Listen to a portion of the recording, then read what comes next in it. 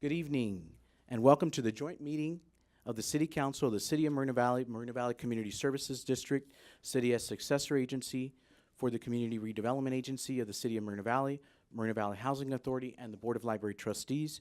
The City Council receives a separate stipend for CSD meetings. I now call the special meeting to order on December 11th, 2018 at 6:08 p.m. I ask that everyone please join me at this time by standing for the invocation, which will be given by Senior Pastor Donald Wilson of Lighthouse Baptist Church. Let's go ahead and pray. Heavenly Father, we bow our heads and thank you for your love. Accept our thanks for the peace that you have given this year. We acknowledge the past and those who have paved the way for us to have the freedom to elect our leadership. As we think of the coming year, please put your hand of wisdom upon these officials. May they be guided by your grace and have the strength to do what is right in your eyes and live above reproach as our examples. Make them strong to do your work, willing to heed and hear your will, and write on their hearts these words: use power to help people. For we are given power not to advance our own purposes, nor to make a great show in the world, nor a name. There is but one just use of power, and it is to serve people. Help us to remember it, dear Lord. In Jesus' name I pray. Amen. Thank you. Thank you, Pastor. And please remain standing for the Blue Eagles Tour de Force Honor Guard, who will present the colors.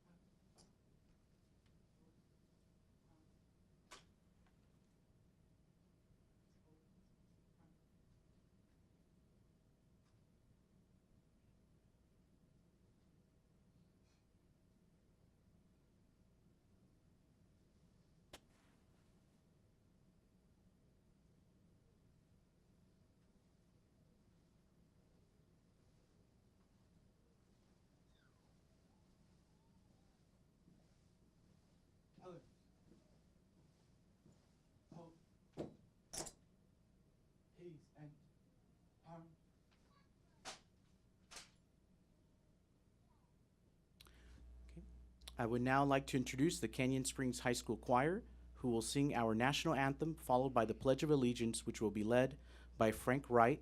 Please remain standing as we welcome Emily Adkins from Canyon Springs High School, who will sing America the Beautiful.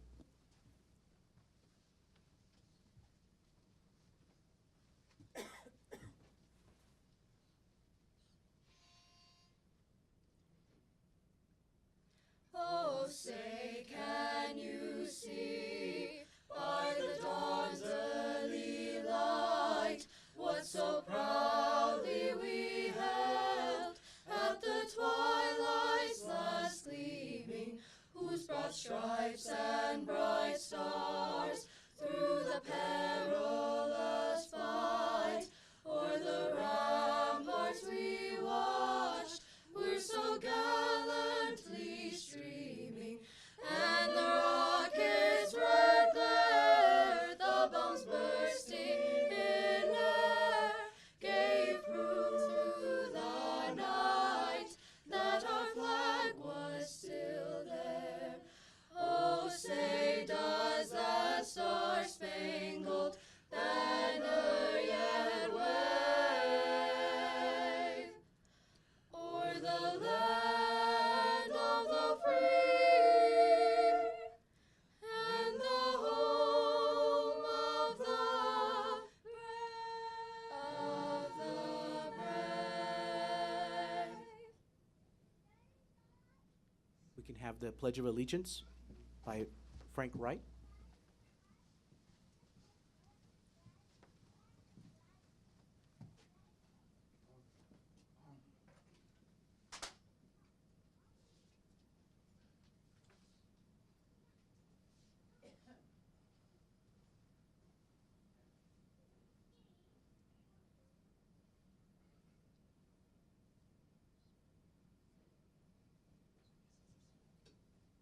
Mr. and Mrs. America. We honorably stand before facing the stripes of our historical and prominent flag of the United States. We solemnly salute gratitude,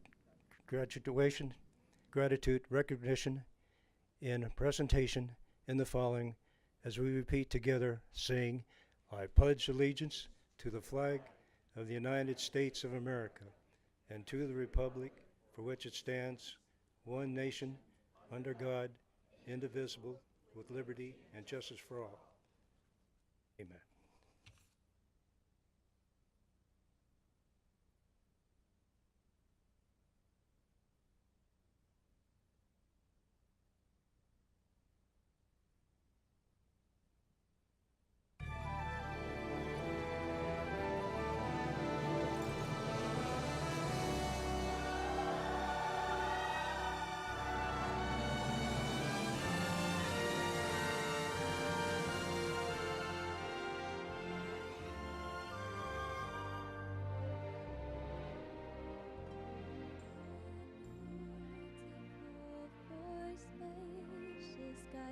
For amber waves of gray, for purple mountain majesties above the fruited plain. America, America, God shed His grace on thee and crowned thy good with brotherhood from sea to shining sea.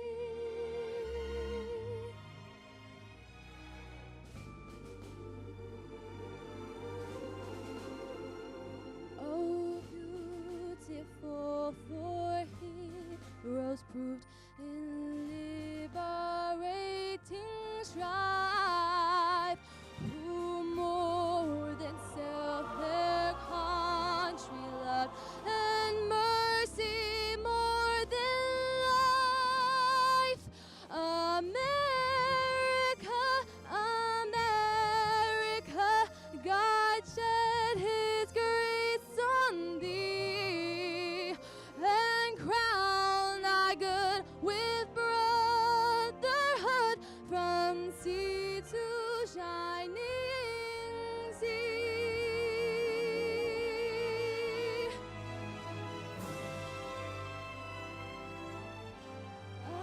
America,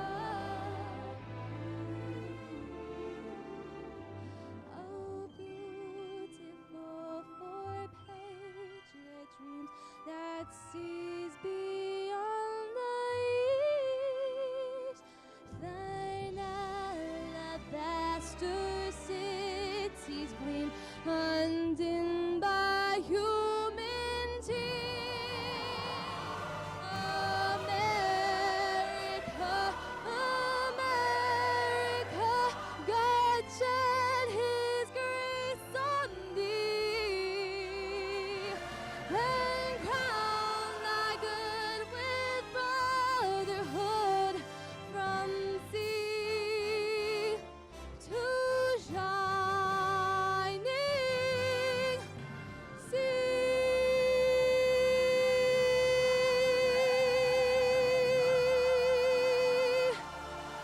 Shining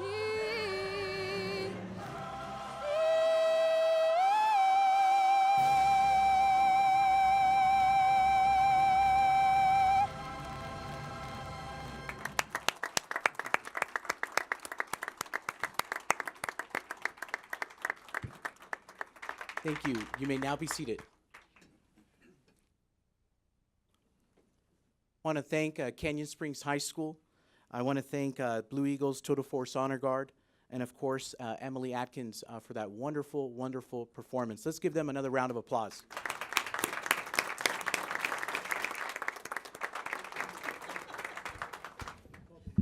We'll go ahead and start with roll call. Madam Clerk? Yes, sir. Councilmember Gaiba, I'm here. Councilmember Marquez, Here. Councilmember Cabrera, Here. Mayor Pro Tem Baca, Mayor Gutierrez, Here. Staff introductions, please. Pat Jaques City Clerk. Angel Miguel, Executive Assistant to the Mayor and City Council. Marshall Ironman, Chief Financial Officer, City Treasurer. Martin Kazanowicz, City Attorney. Tom DeSantis, City Manager. Alan Brock, Assistant City Manager. Mike Lee, Economic Development Director. Rick Sanzemeyer, Community Development Director. David Kurlowitz, Chief of Police. Abdul Ahmed, Fire Chief. Kathleen Sanchez, Human Resources Director. Patty Solano, Parks and Community Services Director. Michael Wolf, Director of Public Works, City Engineer. Thank you, staff. We'll go ahead and start with our VIPs that are here in the audience. We have with us, if you could please wave, Tiffany Tran, Field Representative from Assemblymember Medina. Not here? Okay. Tom DeSantis, City Manager. Martin Krasanovich, City Attorney. Pat Jaques City Clerk. Alan Brock, Assistant City Manager. Oscar Valdepena, President and CEO of Moreno Valley Chamber of Commerce. Karina Cocoletzi from Moreno Valley Hispanic Chamber of Commerce. Britton Baxter, Miss Moreno Valley. Alvin Dejanay, Planning Commissioner. Robert Harris, Planning Commissioner. Dora Capolino, Library Commissioner. Christopher Melendres, Parks, Community Services, and Trails Committee. Rafael Brugueras, Parks, Community Services, and Trails Committee, and also the chair. Mary McBean, Senior Citizens Advisory Board. Esther Johnson, Traffic Safety Commission. Anita Robinson, Traffic Safety Commission. Let's give them a round of applause for being here as well.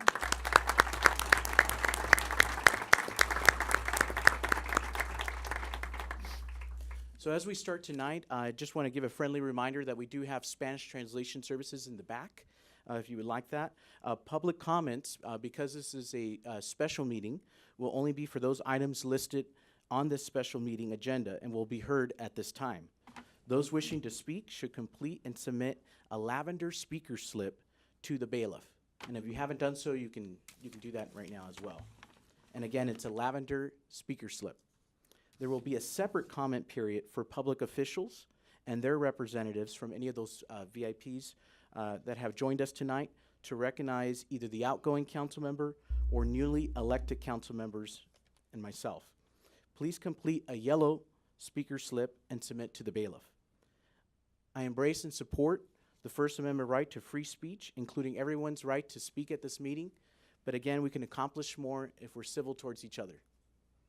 Finally, I ask that speakers bear in mind that comments are limited to 3 minutes for each speaker and that you refrain from duplicating comments already made by others.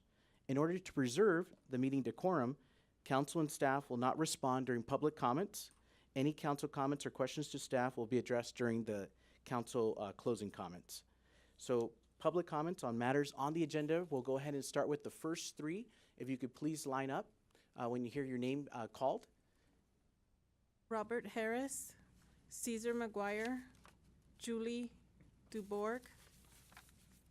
And again, you can speak on this item, which is the swearing in, or any of the other items in here as well. The public hearing items, those will be separate. Okay.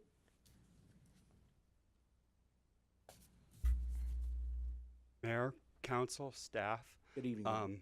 Good evening. I would just like to congratulate everyone in the recent election. Ulysses, Exton Gutierrez, and there's one that's not here yet. So anyway, so I'd like to congratulate everybody. Thank you. Go ahead. Next speaker, please. Caesar McGuire, followed by Julie Dubourg and Martin Cabrera Sr. Good evening, city officials. My name is Cesar McGuire, and I'm actually a business owner here in Moreno Valley. I was fortunate enough to land a cannabis license here for a dispensary here in the city of Moreno Valley. Sorry, I apologize. Anyhow, I'm just coming up here to talk in regards to item G1 in regards to allowing more dispensaries here in the city of Moreno Valley. I strongly oppose it for different reasons. When the ordinance came out for Moreno Valley, it was approved that 8 licenses were going to be approved, plus 2 micro businesses. Micro businesses, basically, it's a retail operation, also with a grow and manufacturing and distribution. So that basically puts us at 10 retail locations in the city. With the current recommendations that the city is looking to adopt, it's either 23 new dispensaries plus 3 micro businesses, or 30 dispensaries plus 3 micro businesses, or an unlimited amount. And I strongly oppose it for different reasons, but as a business owner, we knew the risk coming into the city, that it was on a lottery system. I understand that, there are quite a bit of applicants that were upset that they didn't win a lottery number, but however, we all understood the risk involved in it. And this is a new business. A lot of us have put our life savings into this. This is a new business venture for a lot of us. And I just strongly feel that, going from 8 to 23 plus another 3 micro businesses just puts our business owners as a strong disadvantage. Because like I said, it's a new business. We don't understand, we don't know exactly how the market's going to react to it. And I would just strongly hope that you guys oppose G1. And currently, there's an alternative too, which is to basically stay the course with its current ordinance to keep 8 dispensaries plus the 2 micro businesses. And so with that, I just strongly oppose G1 on your guys' agenda. Thank you. Okay, next speaker, please. Julie Dubourg, followed by Martin Cabrera Sr. and Tom Jarrell. Good evening, council members. My name is Julie, and I am from Shango Premium Cannabis. And I am speaking on G1, and I am in support of allowing additional licenses. I thought it was important to share with you some statistics and some data. Shango is in a couple different states, Nevada, Oregon, and now working in California. And I'd like to share with you, I think the biggest purpose in regulating marijuana in the state, and especially Moreno Valley, is to protect the community and eliminate the black market, replace it with a secure and regulated place for consumers to purchase marijuana instead of an unsafe black market. In Nevada, you have 120 recreational marijuana dispensaries, which services 2.9 million people. That's a rate of approximately 1 dispensary per 24,000 people. Riverside County has 2.36 million people. San Bernardino has 2.13 million people. To meet the Nevada ratio, which has shown and demonstrated to be underserving to the market, leaving tax revenue on the table and potentially in the hands of criminals operating in the black market still, there would be a need for grossly more than even 20 or 30 dispensaries just in this city to service the community in a safe manner. That is why that I think it's very strong. I strongly support that you pass G1 to allow additional licenses. In addition to that, I think that it is, while I understand the lottery took place, I do think it's really important for the city to have the best operators possible. And the lottery, unfortunately, did not allow the top scoring applicants to have a chance to operate.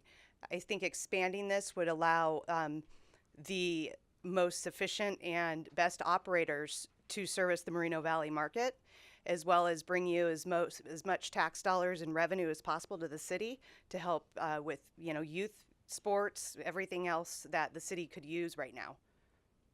Thank you.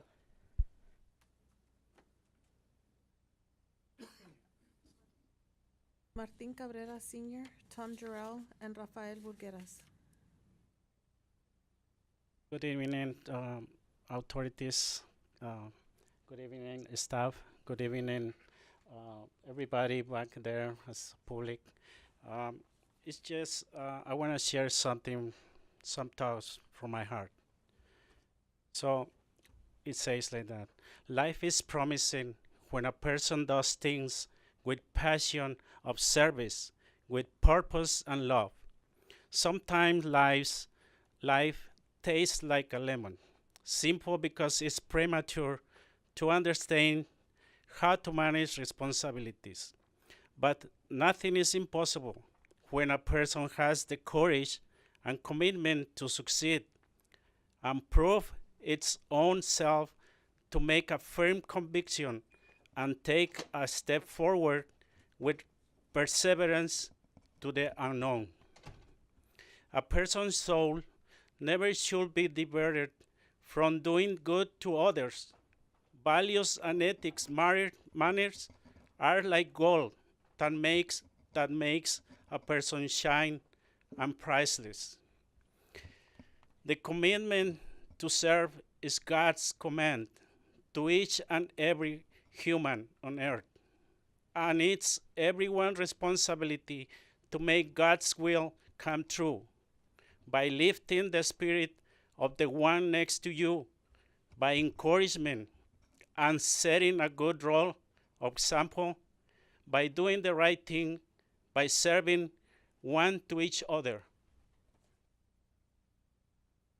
Then, when life becomes to taste better than a lemon, then it's when life becomes to taste better than a lemon.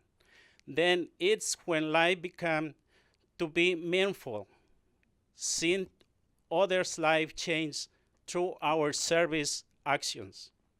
Thanks God, our community have proved they have done the right thing by selecting the best representatives, officials for Moreno Valley, their city. I am thankful and proud of the community, time and spirit and souls invested voluntarily, and the fusion of their souls committed to progress, and on their belief of creating a new legacy for future generations. And also proud of seeing the best citizens of USA representing our city of Moreno Valley. A special thanks to you, my son, Consul Ulysses Cabrera, because you have proved to believers and non-believers that you are capable to do God's will. A man of service. Thank you. Thank you, Mr. Cabrera. Okay, next three speakers. Tom Gerald, Rafael Burgueras, and George Tekotonopoulos. Tom Gerald Sr., speaking on behalf of myself, Mayor Gutierrez, Mayor Pro Tem Baca, council members, thank you for the opportunity to speak. I errantly put two slips in. Somebody handed me a yellow one by mistake, so we can toss that. I apologize. I'm not a public official. First of all, phenomenal job by that color guard. You know, I was watching those young people. My gosh, I hard believe that these are high school guys. I mean, wow. I mean, they were spot on. I've seen a great job. Full-time military, and so yeah. They're to be commended, and the performance incredible. So thank you for the staff putting that together. Peaceful transition of power. You know, we've been doing it in this country for well over 200 years, and you know, we've had our ups and downs and our bumps and grinds. And bottom line, you know, it's a blessing. It's a miracle, and it's freedom. And that's why I'm proud to salute that flag. So, you know, that's what we really celebrate tonight: is a change of transition and re-election of some people. And so that's why we're here. First of all, I wanted to thank Councilman Gaiba, and you know, whether you agreed with Councilman Gaiba or disagreed on a policy or an issue or a procedure, I knew always his heart was in the right place. I know he loves the community deeply, and he has a strong commitment not only to the city, but he has a strong faith position. So I thank him for his service. And then I want to congratulate our new council member. I don't know if she wants to be called councilwoman or member, but Carla Thornton. She won you know, her victory, and she'll be my council person, District 2. And I want to congratulate Ulysses Cabrera for his re-election, District 4, and glad to see that. And finally, Mayor Gutierrez. And, you know, I was very happy to see the decisive vote, not because of you, but it's important to the city. And, you know, we have a good, strong turnout and a strong plurality of voters. That's a good thing. So I like that, and I just wanted to Thank you all for your service. Thank you.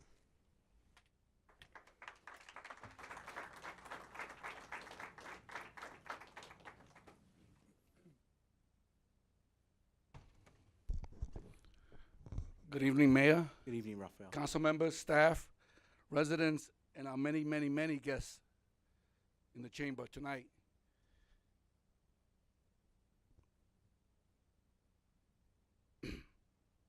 My moment is for Mr. Guyber. I owe Mr. Guyber a living gratitude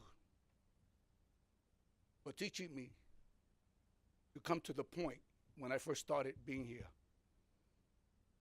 I learned a lot from Mr. Guyber. Even if we disagree on some things, but I still learned something from Mr. Guyber. He taught me how to be a fighter. He taught me to learn how to read an agenda and come to the point for the residents of the city. Because it's not about one district. There are 4 districts in this city. And I've learned to fight for all 4 districts through the agenda. So I'm grateful for Jeff Guyber.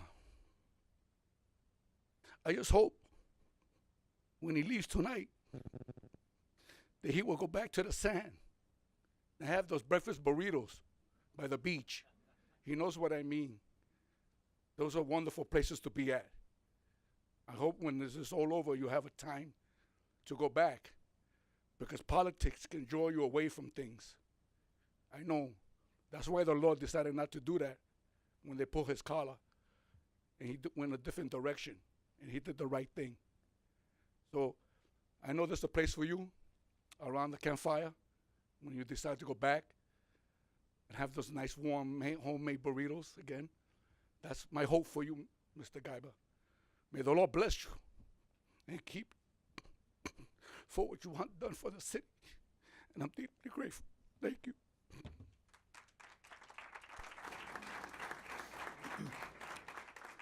Next 3 speakers, please. George Ticonopoulos, Chris Fancy, and Christina Fancy. Good evening, members and council staff. Thank you for the opportunity to be heard. My name is George Tektonopoulos. I come here to ask that the city take no action. Please do not increase the number of cannabis permits. I'm a real estate manager for property owners here in Moreno Valley, and I'm here today as a representative of Mr. George Zonos, who owns the Zonos Plaza Shopping Center on Paris Boulevard. Mr. Zonos' interest in the measures being considered here tonight is to encourage the council to keep in mind the interests of the property owners in the city.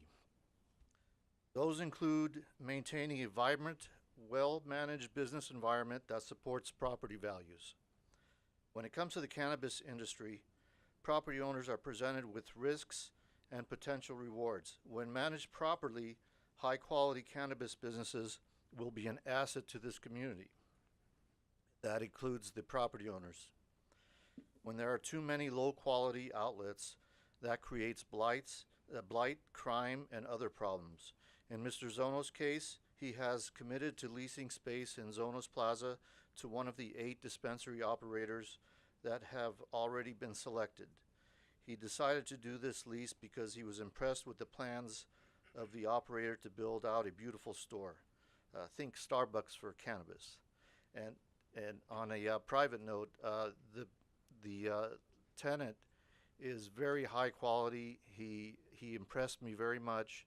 I've been in the real estate business for 30 years, and I haven't seen a tenant that has been more on the ball and precise, and he'd be a great asset to the community. Mr. Zonos has been informed that the level of investment needs to be built out and maintain such a high quality location may not be sustainable if the city approves so many dispensaries that they become low value commodities. Landowners are also more broadly concerned about the more general risks of allowing too many dispensaries in Moreno Valley. They are concerned about the drain on public resources like police and fire. They are concerned about cheap-looking storefronts and neon green crosses that could reduce rents and property values throughout the city. On behalf of Mr. Zonos and the other property owners I work for, I respectfully ask the city to take a more measured wait-and-see approach. We don't even have a single dispensary yet up and running in our city. Let's start small with what has been initially approved and see how that works before biting off more than we can chew. For all of these reasons, I respectfully urge the council to take no action and keep the current limits in place. Thank you. Thank you. Next speakers, please. Chris Francie, Christina Francie, and Roy Bleckert. Good evening, esteemed members of the council, staff, members of the public. My name's Chris Francie. I come here tonight to ask that the city take no action and simply retain the current cannabis ordinance. I'm a cannabis business owner and recipient of permits here in Moreno Valley. So far, I've invested $125,000 in my projects here, and I plan to invest upwards of $1.6 million on the build-out and startup costs. To get to where I am today in the city, I had to make it through a rigorous application process. It was meritorious, fair, open, and competitive. The rules were spelled out ahead of time. The process was carefully detailed from the outset. I submitted a careful business plan to ensure that I could run a viable business while also providing a living wage and hiring preference to city residents. As an example, my dispensary plans to pay employees $18 per hour minimum and provide health, vision, and dental. This is well above the industry standard. Now, before I or any of the other businesses selected in the merit-based lottery have even had an opportunity to open our doors, the city is talking about drastically changing the playing field. If you proceed with this increase, then I, and probably all the other selected applicants, will need to go back to the drawing board on our business plans. I'm afraid that if the total number of dispensaries is brought to 20 or greater, my business plan will no longer support many of the community benefits I had intended to provide. I don't understand the rush to change the city policy with no analysis of the revenues and taxes generated. Does the city want more tax revenue? Based on my experience in other cities, I can tell you that whether you have 20 stores or 8 stores, you will probably collect the same overall amount of revenue in this city, but with higher staff resources to regulate and police the businesses. As a cautionary tale, we only need to look as far as Cathedral City to see a proliferation of seedy cannabis storefronts in the commercial zoning. I truly hope the city decides to adhere to the rigorous standards that it originally set out to achieve. And again, I encourage the council to stay the course and take no action on this item, and instead take a wait-and-see approach after assessing the first-year tax revenue driven by the initial licensees. A few other points since I have time. I have a letter that I'll deliver, a few copies of a letter that was sent to the city clerk and council members. Earlier, there was a statistic brought by a public comment about the state of Nevada and how many residents the state has decided to permit storefronts per resident, and they had 25,000 as the number. That ironically happens to be the population per dispensary set forth in the original ordinance. So a change would be inconsistent for that reasoning.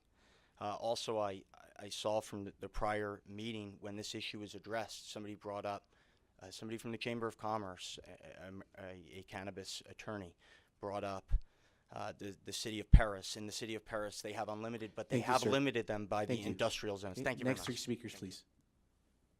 Christina Francie, Roy Bleckert, and Evan Morgan. Good evening. Good evening. My name is Christina Francie, and I respectfully request the council to take no action on item G1 this evening. Please keep the existing limits in place. I am the wife of Mr. Chris Francie. He is hoping to open up 2 dispensaries in Moreno Valley and has already selected for those permits. Chris is an entrepreneur, and so in addition to being his wife, I'm also pretty involved in the business as well. I'm up here tonight because I want to make sure you know how much my husband cares about the dispensaries he runs and how great he is to his employees, how much he wants to contribute to the whole community. I also want you to understand the financial risks that we take on as families in order to apply for one of these permits, proceed to get a retail dispensary open, and then to financially support the whole operation until it starts to turn to profits. Just to give you a few concrete examples, for his Paris Boulevard dispensary, Chris has committed to enter into a 10-year lease and has already personally guaranteed that lease. Chris has already extended an offer to a local Moreno Valley resident to be his general manager at a salary of $80,000 per year. Chris has committed to pay other employees $18 per hour and to provide health care benefits. Many people think that running a dispensary is like having a piggy bank, that dispensary owners are rolling in cash. That's not really true at all. Running a high-quality, well-run operation is hard work, and it takes years to make a profit off of them because of sustainable upfront costs and all the taxes we have to pay. All of this means that operators like Chris need to be prepared to pay operations costs for long periods of time before they can recoup their investments and hopefully someday make a profit. This is why our whole family is involved to pitch in and keep costs low. This is also why I'm worried about what could happen to us if the council votes tonight to triple or quadruple the number of dispensaries. It will substantially increase risk of all operators and will discourage the kind of investments that we believe is needed to build and sustain the cannabis industry here in Moreno Valley. Chris and I understand that many people want to own dispensaries in Moreno Valley. We certainly want to be a part of that. However, I just hope that the council can maintain the slow pace they set out on its original conquest for the dispensaries.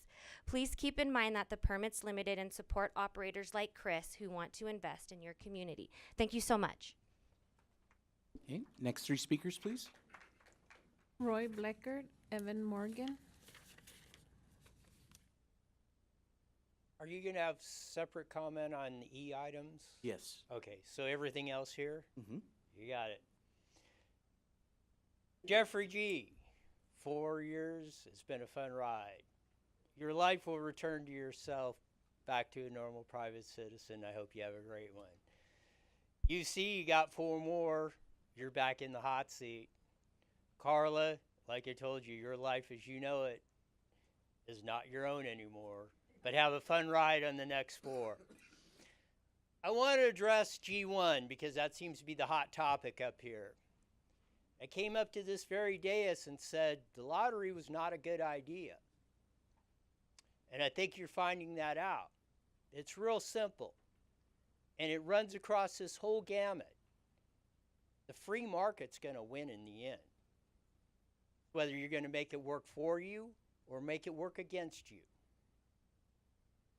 You had all the purpose and all the ability that you needed in the CUP, conditional use permit process. And once you made the decision, and once the decision was made on the dais that we were going to go all in on weed, then we should have let the free market work. We should let it provide. Because all those people, I applaud Riverside now for banning it. Because you know what? There's 300,000 people that are going to be driving up here. And you should be taking advantage of it if that's the direction you're going. Whichever direction. We can talk about World Logistics Center or the mom and pop hardware store. Once this body makes the decision for us, the citizens, then we should be going for it. Because their success is our success. You're not going to clean up the illegal activity. You know what? You don't have some bucks in here. You're not going to be able to send your kids to college if you ain't making a living here. And you don't have that ability to do that however it is. And that comes from the free market and economic activity. And you grab it wherever you can. Because that separates the winners from the losers. And that's what this body up there should be determining. And then you should be having a staff that's competent to carry it out on your direction. Far too often we have not had that. You can see a post on my webpage about the blocking of emails and the stuff, and we will get into that in the future. We have conflicts with that, and we have one going on with the school board again. That's not good.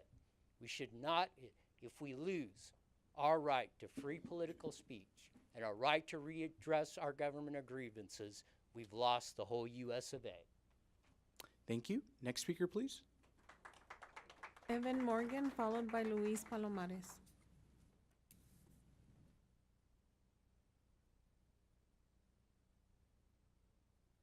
Haven't been here for a while. Congratulations, Ulysses. Congratulations, Dr. Gutierrez. Sorry to see you go, Jeff, and congratulations, Carla. G1, I wasn't going to talk much about this, but you know how I am. Whenever something starts bugging me, I just have to kind of get it out. And there's a lot of trash floating around in the air tonight about this sitch. And so, realistically, you guys, like Roy said, decided to go in on weed. And if that's your choice, don't go halfway. Don't try to, don't go halfway. I have another term I want to say, but I don't want to curse on the mic. So, realistically, you have a black market that's benefiting from you only wanting to do 8 dispensaries. You have people in that black market that would love the opportunity to go legitimate and be legal. And minimizing how many you can have is just keeping them illegal, illegally selling drugs, illegally selling marijuana on the streets. And realistically, the 8 people that got in, are they the best? Are they not? We don't know if it's a lotto. I mean, I think that was the mistake that you guys made off the bat with the system was throwing it out there into a lotto, because you don't know if you're getting the best. If you wanted to take only 8, you should have took the top 8, the highest scoring 8, because then at least you'd know that you're getting the best of what you got in that application process. I mean, I spent 30 minutes doing some research. Out of the 8 people who got their temporary licenses, 2 of them don't even have any businesses with the state. They're not filed. They don't have a DBA. They don't have anything. Another one is registered to go in a shopping center that doesn't even want to do legal weed. I've talked to their property management. They're not going to allow them to even open. So you have 3 businesses right there that shouldn't even be allowed in. I don't know how they slip past. Maybe that's a good question for staff. So realistically, what you need to do is you need to open the market, let capitalism decide, let the market decide who's going to survive and who's not. I'm sorry that guy invested $175,000. He'll probably survive. I mean, he seems like a professional guy. He seems like he's running a legitimate store. He's probably not going to be one of those ones that's fly by night like some of these other ones might be. But we need to have those type of businesses. We need to have businesses like Shango that was up here talking. Businesses that are going to come in, be beautiful landmarks of the city that aren't going to just be some, green cross that's up there, that are going to actually donate to the community, that are actually going to involve the community and be legitimate businesses and not just a pop-up, sell some weed, end up not making enough capital and end up folding out. And the only way that we're going to be guaranteed of having 8, 10, or even 15 of those is to let the market decide which legitimate businesses are legitimate. Thank you. Thank you, Evan. Next speaker. Luis Palomares. Where are the other 2, City Clerk? That's the last speaker I have. Wow, action-packed. I didn't think I was going to speak about this tonight. I thought it was all congratulations and all that, but I guess I'm confused.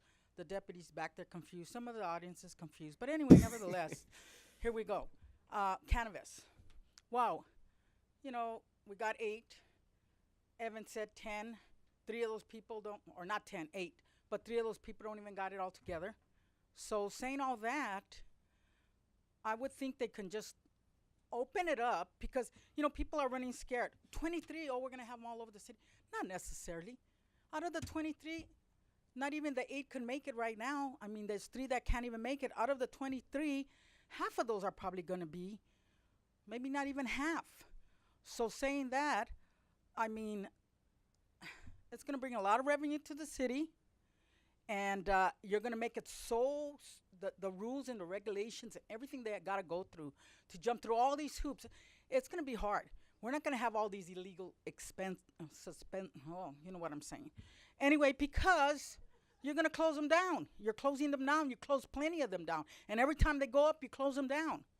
So I don't believe, even if you open it up for the 23, it's not going to happen. 23 ain't going to stay open.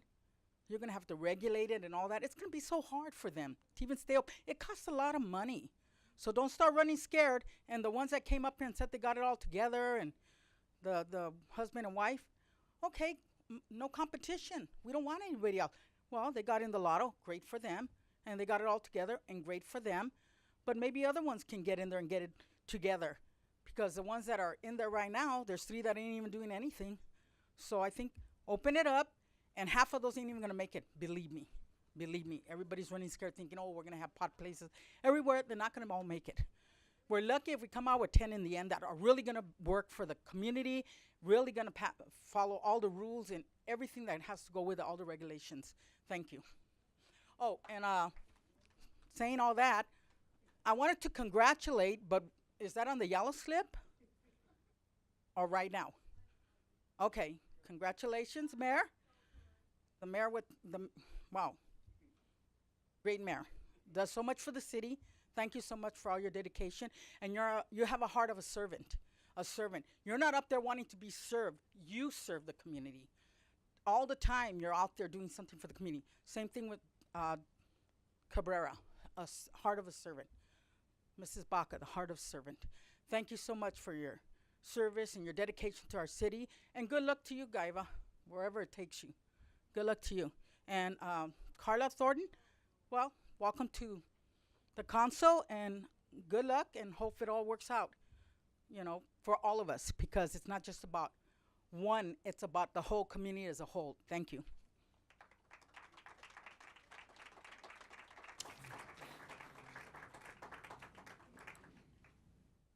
All right.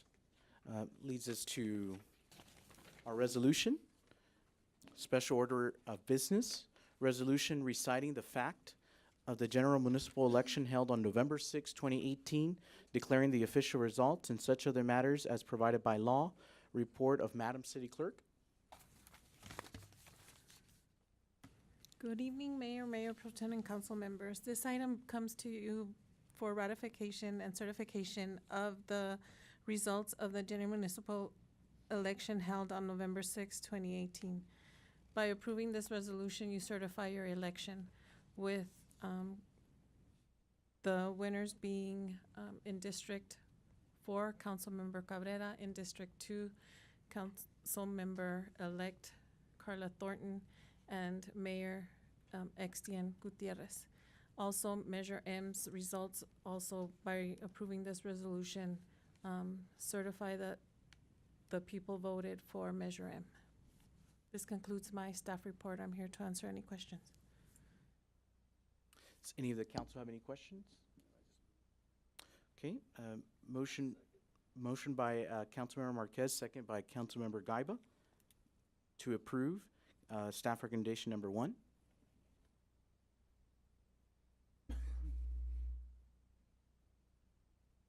Okay, please vote.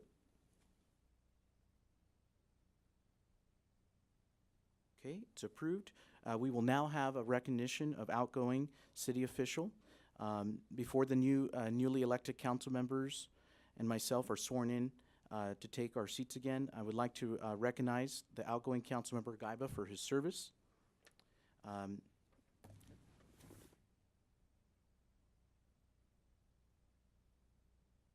then if he would like to say a few words after.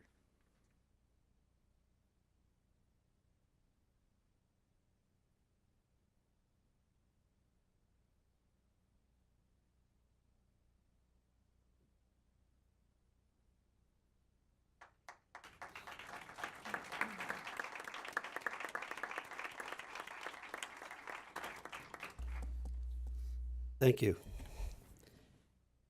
I have been honored to serve our city, our region, our county, most of all our residents, and the people of the city for 10 years in varieties of committees, commissions, boards, and as a council member.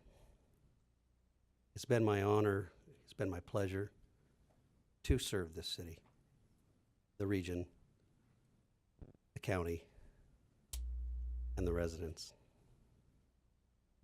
I will continue to pray and keep this city in prayer Keep the staff in prayer and keep the elected officials in prayer as I go out.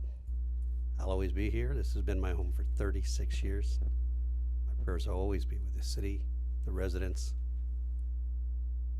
staff, and our elected officials. God bless you all, and thank you.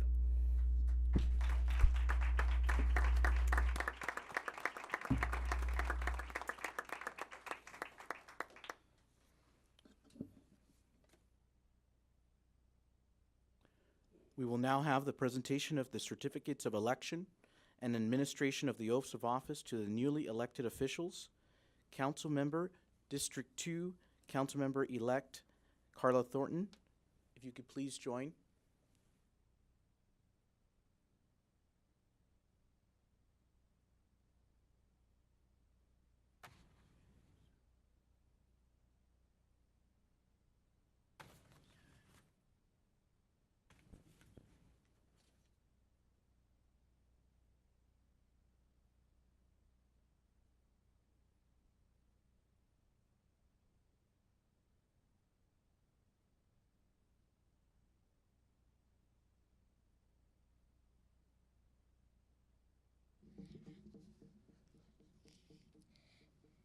Raise your right hand and repeat after me. I state your name.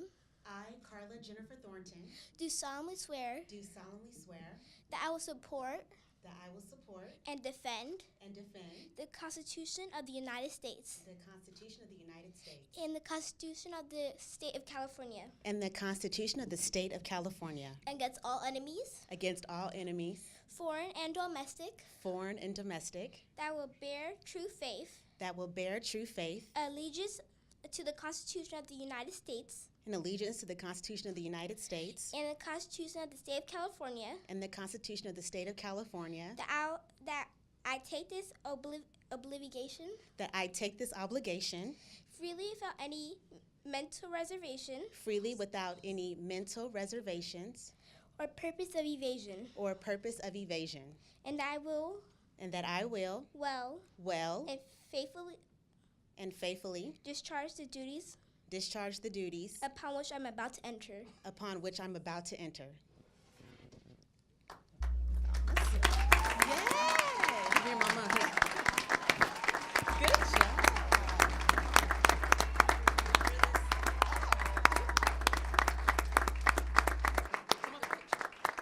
Take a picture.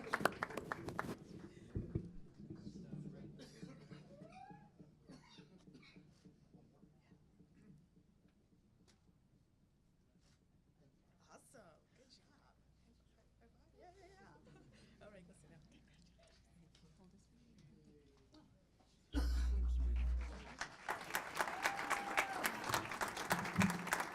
Thank you. Thank you so much. Of course I'm biased. I have the best daughter ever, but I am just, this has been a really long month, and I'm just so honored and grateful to be here today.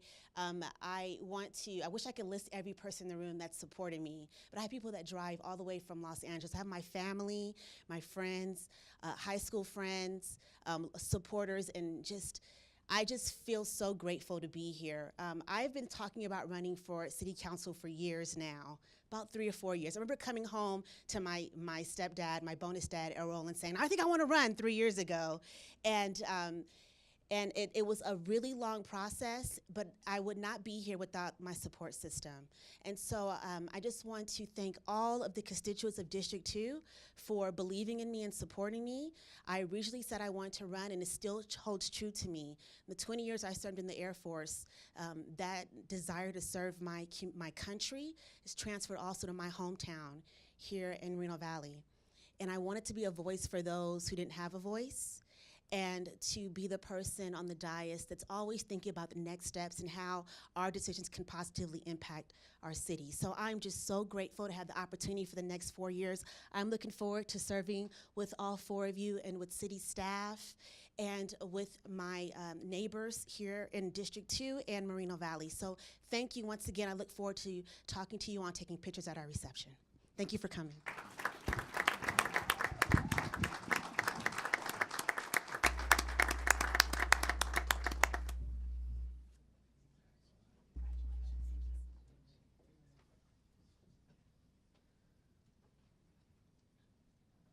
if we can have Councilmember Ulysses Cabrera. Madam Clerk. The administration of the oath of office.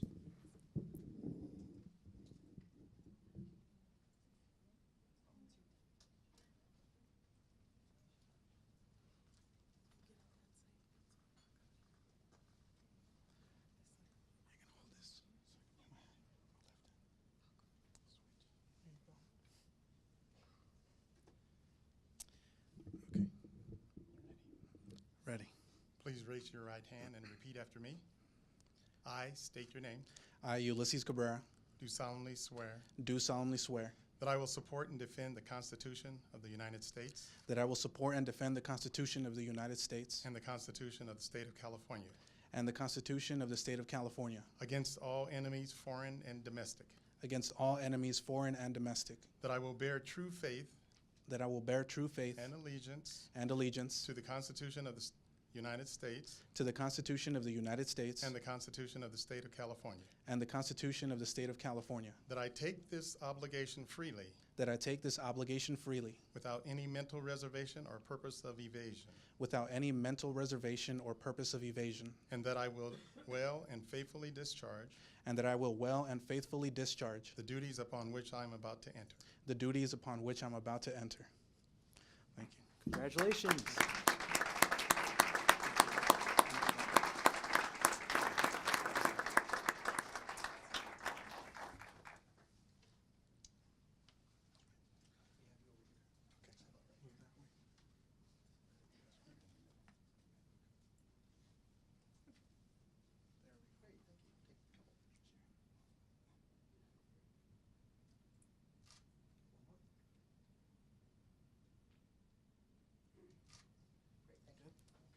Thank you again. Appreciate it.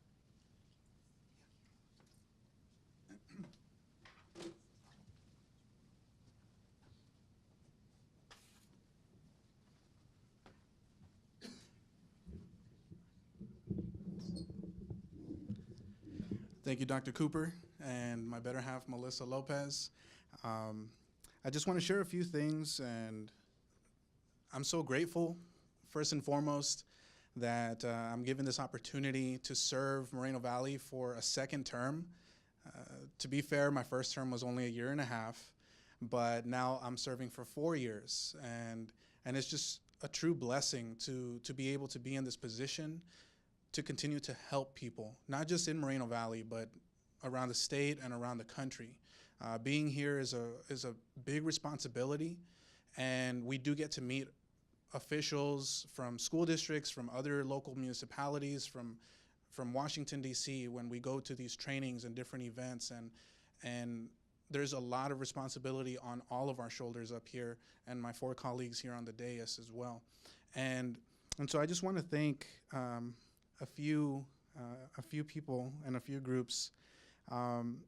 First and foremost, the people of Moreno Valley, specifically District 4, for not only voting for me this time, but the previous time as well, and giving me this chance to continue serving District 4 and working on things like we're already working on building a new library and continuing to educate our population, continuing to bring better paying jobs here to Moreno Valley, and fixing our roads and a whole bunch of other things. And we're trying to increase the quality of life here for Moreno Valley. Next, I would like to thank staff as well. Through my entire first term, you have all been amazing. You've all helped me very much. You've answered my questions. You have shared with me your knowledge and your wisdom and your expertise. And you all have such unique stories, and I know I still have, now I have 4 more years to learn a little bit more about you, to learn your secrets, right? And so I want to say thank you to all of you as well for teaching me and helping me along this way. Next, I want to thank my family as well. Earlier during public comments, you heard from my father, Martin Cabrera Sr., and you know, he's my earthly creator. Yeah, let's give him a round of applause.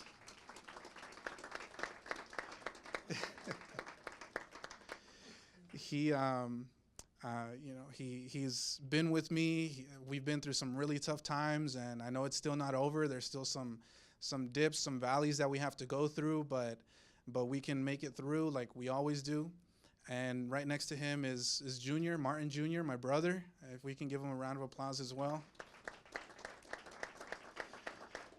I strive to be the best brother, and hope I can continue to do that. And I want to thank you as well for always being there for me. You don't ask questions. If I need something, you're always there, and I appreciate that. And next to him is my better half, Melissa Lopez, who you just saw a few minutes ago, and she's helped me so much as well. She's been a big part of why I'm here today. And she stays up late and doing paperwork and making the phone calls and putting up with me. So thank you as well, Melissa.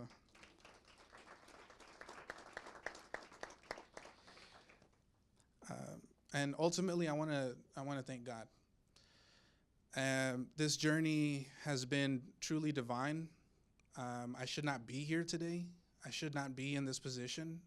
I'm really just a kid that made it out of Compton. Parents that came from Mexico that sacrificed everything in their early 20s, and they made it here. And over 30 years later, their son is on the city council. I never thought I would be here. I could have never dreamt it, but I made it. There's still a long way to go, and it's all because of my heavenly creator that I'm here. He put me here.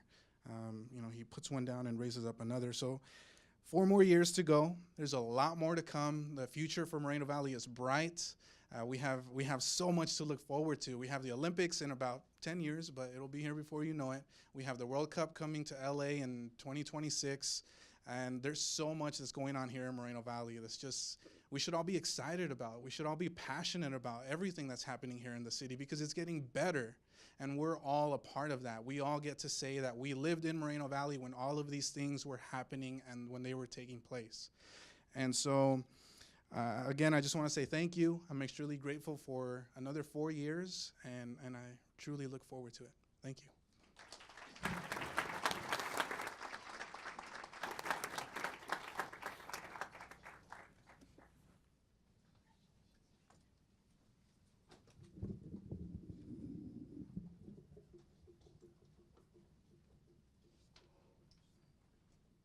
Okay, we will now administer the oath for my office and remarks.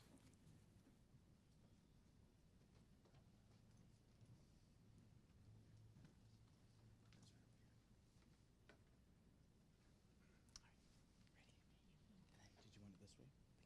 Perfect. Okay. Okay, Mayor, raise your right hand. Repeat after me. I state your name.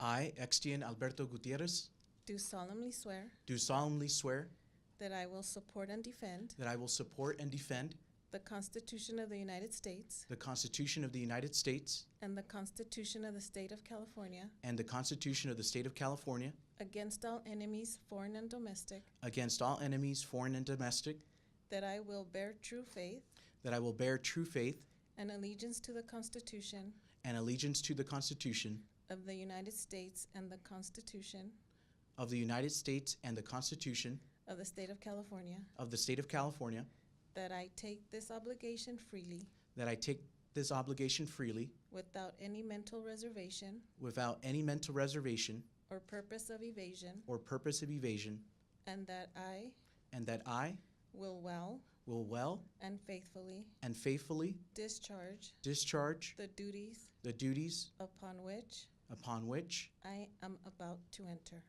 I'm about to enter. Thank you so much.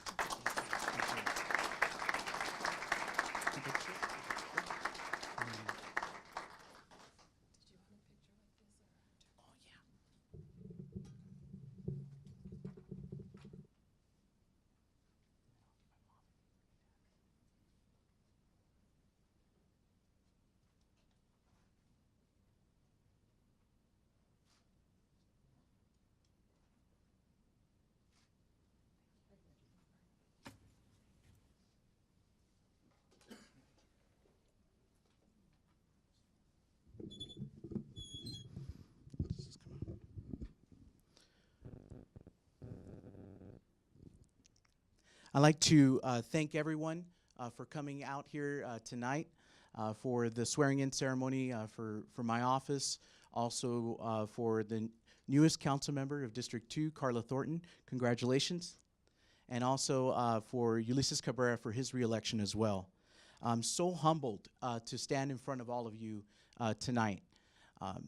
As always, and like I have in my first election in 2014 for council member for District 4, and also as the first ever directly elected mayor, I always like to start off by thanking two folks in my life that are very, very special, and that's my mom and dad. So Mom, if you could please stand, and my dad, if you could please stand to be recognized.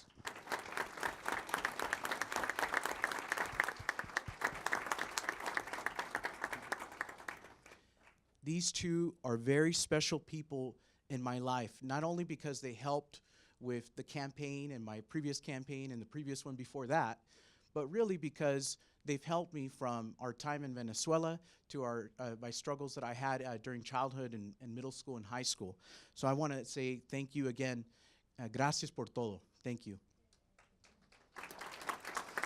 I also would like to thank some very special folks in my life that really helped with actually several campaigns that I've been involved in. I want to start off by thanking someone that's very special, very hard worker, that has a heart, Rafael.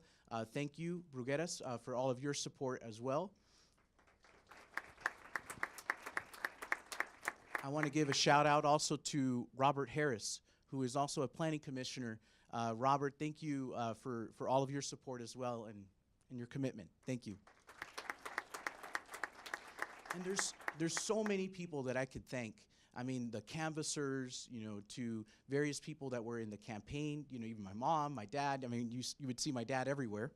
And so I just want to thank all of those folks, Gene, Cuba, all of the organizations as well, the local firefighters who endorsed my campaign. I want to thank them as well. I want to thank the carpenters. Are there any carpenters out there? Any carpenters? Well, I want to just say thank you for your support as well, and also our very own Moreno Valley City employees as well for their endorsement and their trust in my leadership. Many of these volunteers kept going back and back, so I just want to say thank you again. In the last 2 years, 2 years ago I was elected as the first ever directly elected mayor, the city's leader. And one of the things that I actually was able to spearhead and really champion was a strategic plan, Momentum Moval. This is basically the city's first ever strategic plan that we've ever had. And this plan has over 100 initiatives to move our city forward. Think of it as a visioning document, but it really has a lot of the steps that we need to do to really make this city a destination city, to really make this city a city that works for everyone, the business community, the residents, the seniors, everyone. In those past 2 years, with the support of the strategic plan as a guidance, I've actually been able to support in bringing more local jobs to our city. In fact, in the last 5 years, 14,000 new jobs have been brought into the city of Moreno Valley, reducing the traffic on the freeways so that now people can actually work here in Moreno Valley and be with their families even better. I started the first ever local hire initiative, Hire Moval, which, by the way, is the first one of its kind in the Inland Empire, which encourages businesses to hire Moreno Valley residents. We need to make sure that the jobs that we're creating, that they're local jobs for our residents here in the city of Moreno Valley.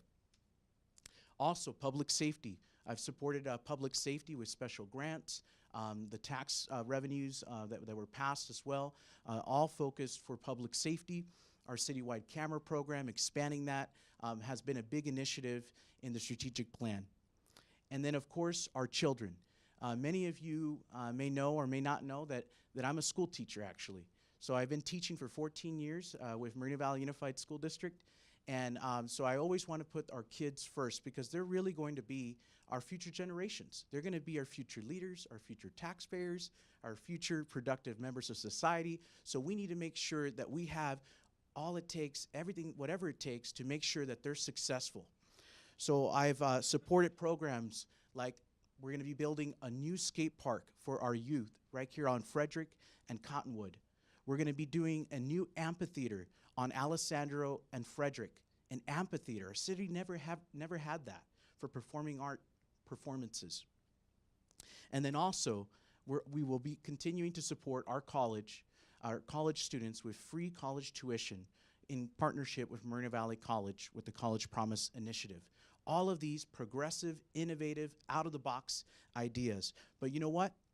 Moreno Valley continues to need more, and we still need to accomplish even more.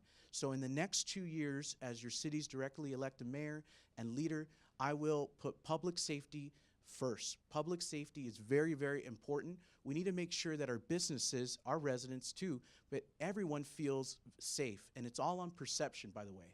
It's all on perception. So it's very important that we put public safety first.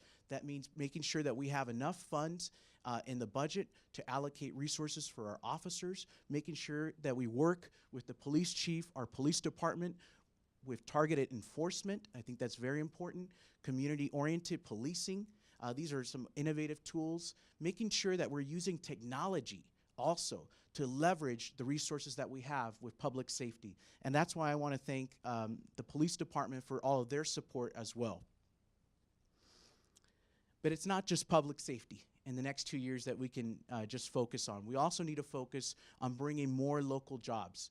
Now, I'm proud to say we have brought the 14,000 jobs, but you know what? There's still more jobs that we need to create for our residents of Moreno Valley, and there's still a lot of training programs that we need to have for our residents. Upward mobility, which basically means, you know, allowing our residents to train and have a certificate so that way they can now earn higher income and give back to their community.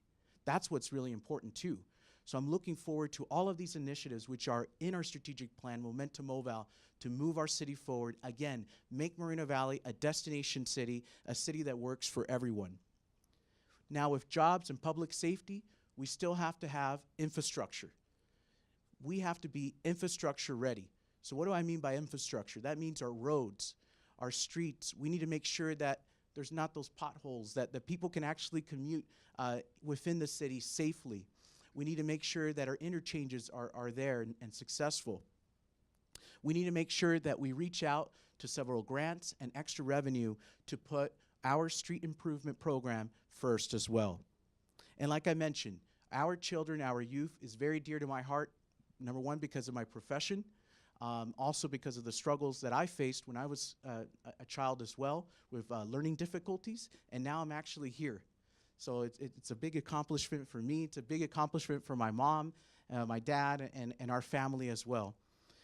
With the added revenue, we will invest in our children, our future leaders, in moving our city forward. We started a mayor's apprenticeship program. You know, we just barely started it, and this is actually giving those opportunities for the youth that need the most help, our special needs students, to make sure that they're getting work experience. So I'm very proud of that program. I'm also proud of the Summer at City Hall program. All of these programs that can really help our young people and make sure that they're off the streets and they're away from that danger zone, which is from 3 to 6 p.m. I also look forward to proposing more community-oriented programs for our youth as well.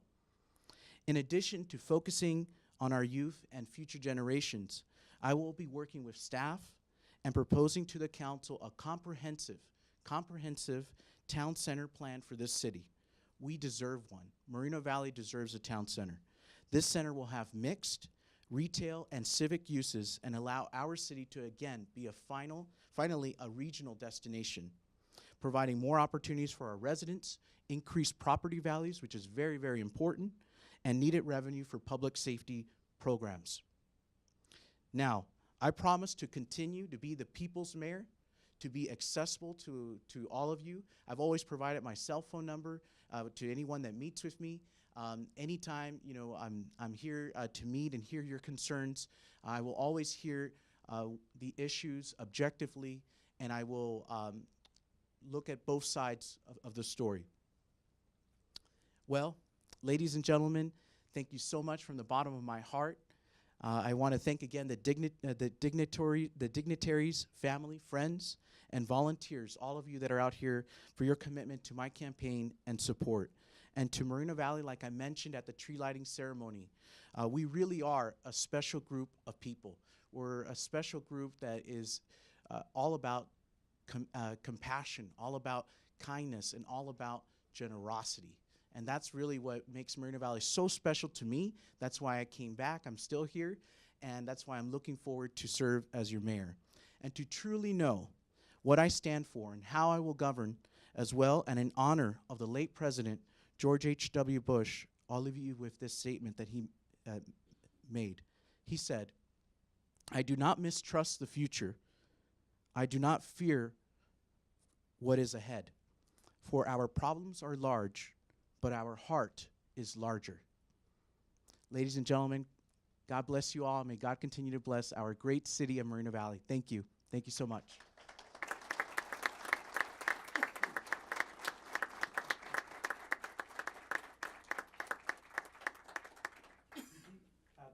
Take a few pictures with my parents right here, but we will have the opportunity for dignitaries to come up as well and to recognize the officials as well.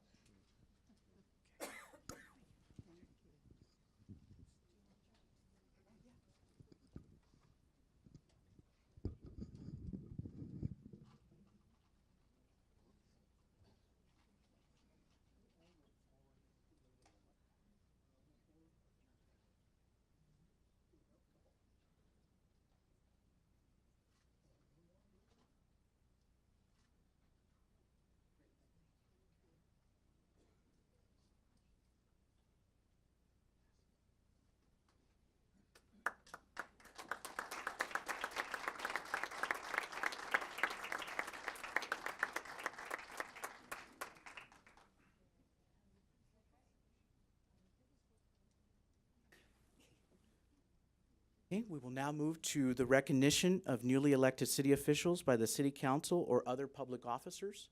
So if anyone would like to approach the podium that is a public official or that represents a public official, if you could please approach the podium if you'd like to give some recognition. Oscar Valdepeña is ready to speak. Okay, followed by Jaime Hurtado. Okay. No.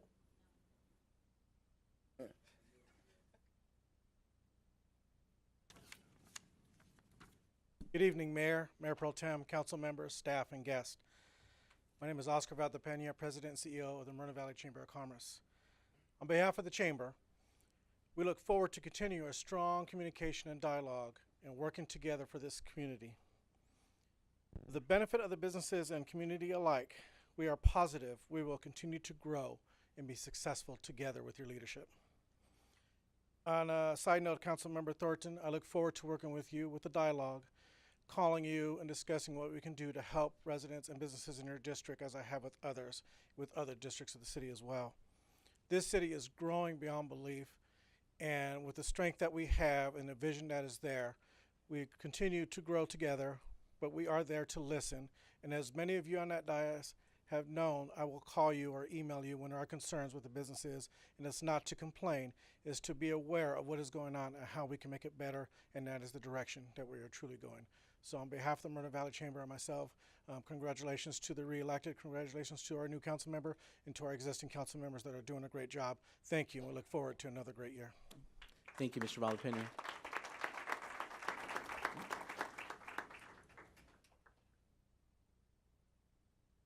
Good evening, buenas noches. Jaime Hurtado, representing the 5th District Board of Supervisors, Riverside County.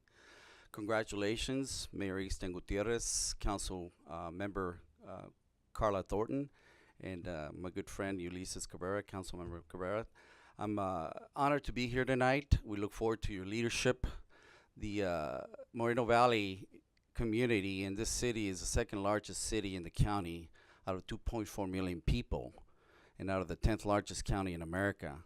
So we're proud of not only the city, but of your vision and purpose.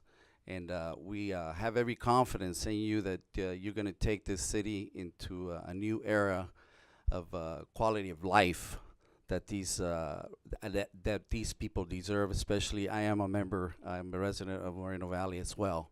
So I look forward to working with you on behalf of a grateful county. Congratulations, and we look forward to working with you. Thank you. Thank you, Mr. Hurtado.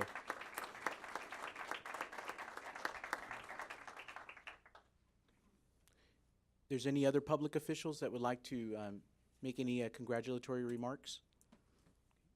Seeing that there is no more, we'll go ahead and with the public officials tonight, we'll go ahead and have a reception to celebrate this moment. The reception will actually be if you exit these double doors right out here and you make a left. Right in the main lobby, we'll have dinner food, finger foods. We'll also have cupcakes and coffee and those kinds of things. And we'll also be available for photos as well. We'll reconvene to take care of the business of the city at about 8:20, 8:30-ish, or maybe sooner. Okay, thank you. All right.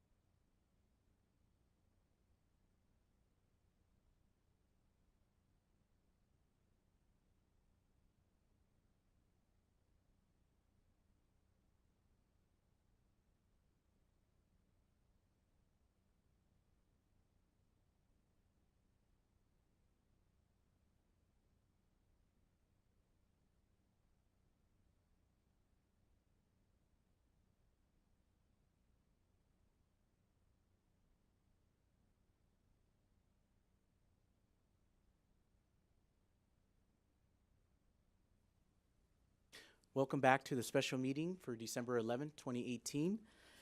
We will now move to our consent calendar. We just came back from the administration of the oath of office for the new council members and also for the reception. We're now going to move to our joint consent calendar, sections A through D on the agenda. All items listed under the consent calendar, sections A, B, C, and D, are considered to be routine and non-controversial and may be enacted by one motion. Items withdrawn for report or discussion will be heard after public hearing items. At this moment, if there's any items on the consent calendar that council would like to either one, discuss or pull for a separate vote, I will ask you if you could just press your speaker button if you have any, and then if you don't, we'll move forward. Mayor, can we have a roll call? Oh, from the recess? Yes. All right, yes, we need to have the new roll call, yes. Councilmember Thornton? Here.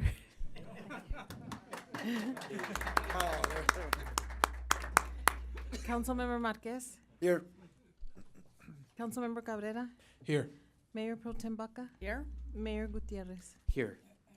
Okay, so seeing that there's none, we'll go ahead and move straight to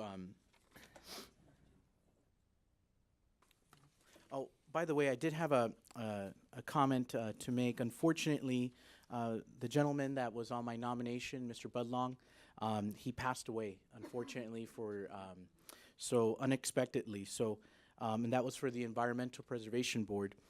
And so we'll bring that item back at a later time. And also I'll ask that we adjourn the meeting in his memory, since he did serve the city since 1999, you know, in some form or another with the boards and commissions. Okay. Mayor Pro Tem Baca? On A13, are you pulling the whole item, or is it only the appointment for the Environmental and Historical Preservation Board? Yeah, it's only the appointment for Mr. Budlong. Okay. Because of the unexpected. Okay. All right, so we'll go ahead. Entertain a motion by council. Okay, motion by Mayor Pro Tem Baca, second by Councilmember Marquez. Okay, please vote.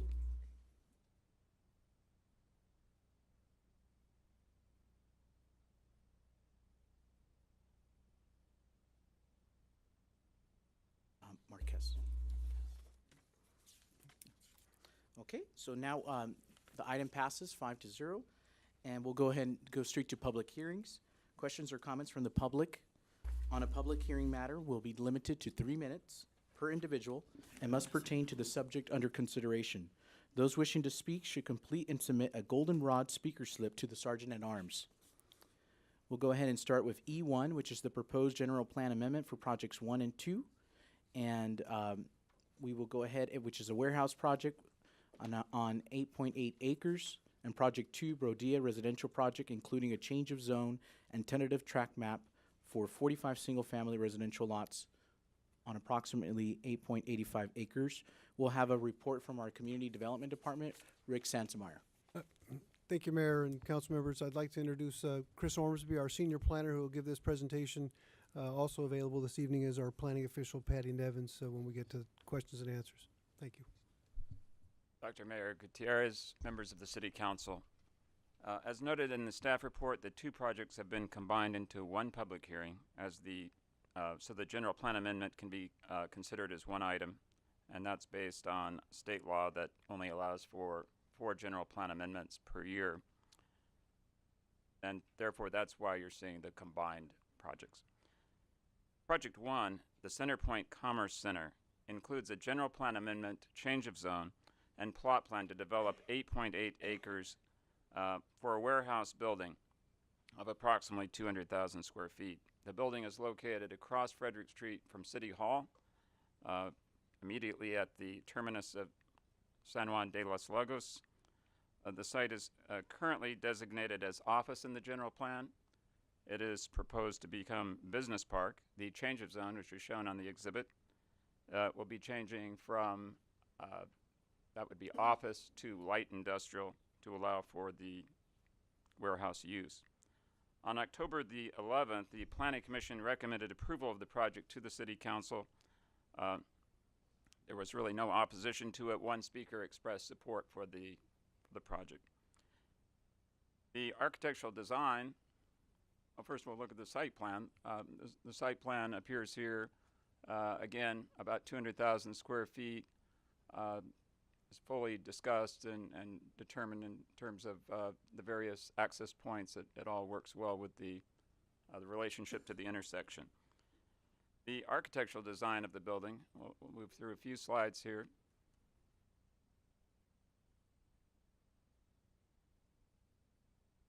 Consists of painted concrete tilt-up panels constructed to approximately 45 feet high with low reflective glass facade treatments.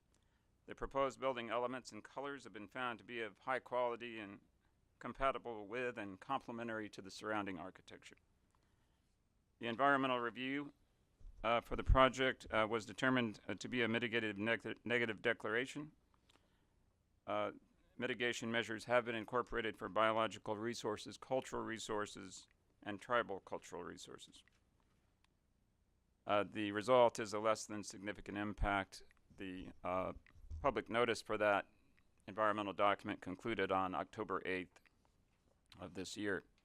T&B planning consultants prepared the draft environmental documents and submitted the documents for the city. They were reviewed by city staff to ensure that that they were adequate and reflect the independent judgment of the city. Notice for the project was completed as required by state law. As I mentioned, there, in response to the public input, I should say the public notice, no phone calls have been received with regard to the hearing tonight. And finally, just one administrative clarification to the staff report. Under the recommended action for recommendation number 5, the city clerk assigns the resolution numbers so that resolution 2018-17 should read as just resolution-XX in the report. And we have with us in attendance Jackson Smith of Newcastle Partners, as well as other members of his team to respond to any questions you might have. And with that, I'll return it to the mayor. Okay, thank you, Chris. Appreciate it. If you'd like to speak or ask any questions, just go ahead and press your speaker button. Okay,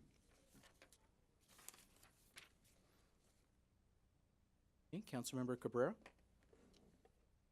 Thank you. I do have a question for the developer. You mentioned that they're here tonight. It's just one question.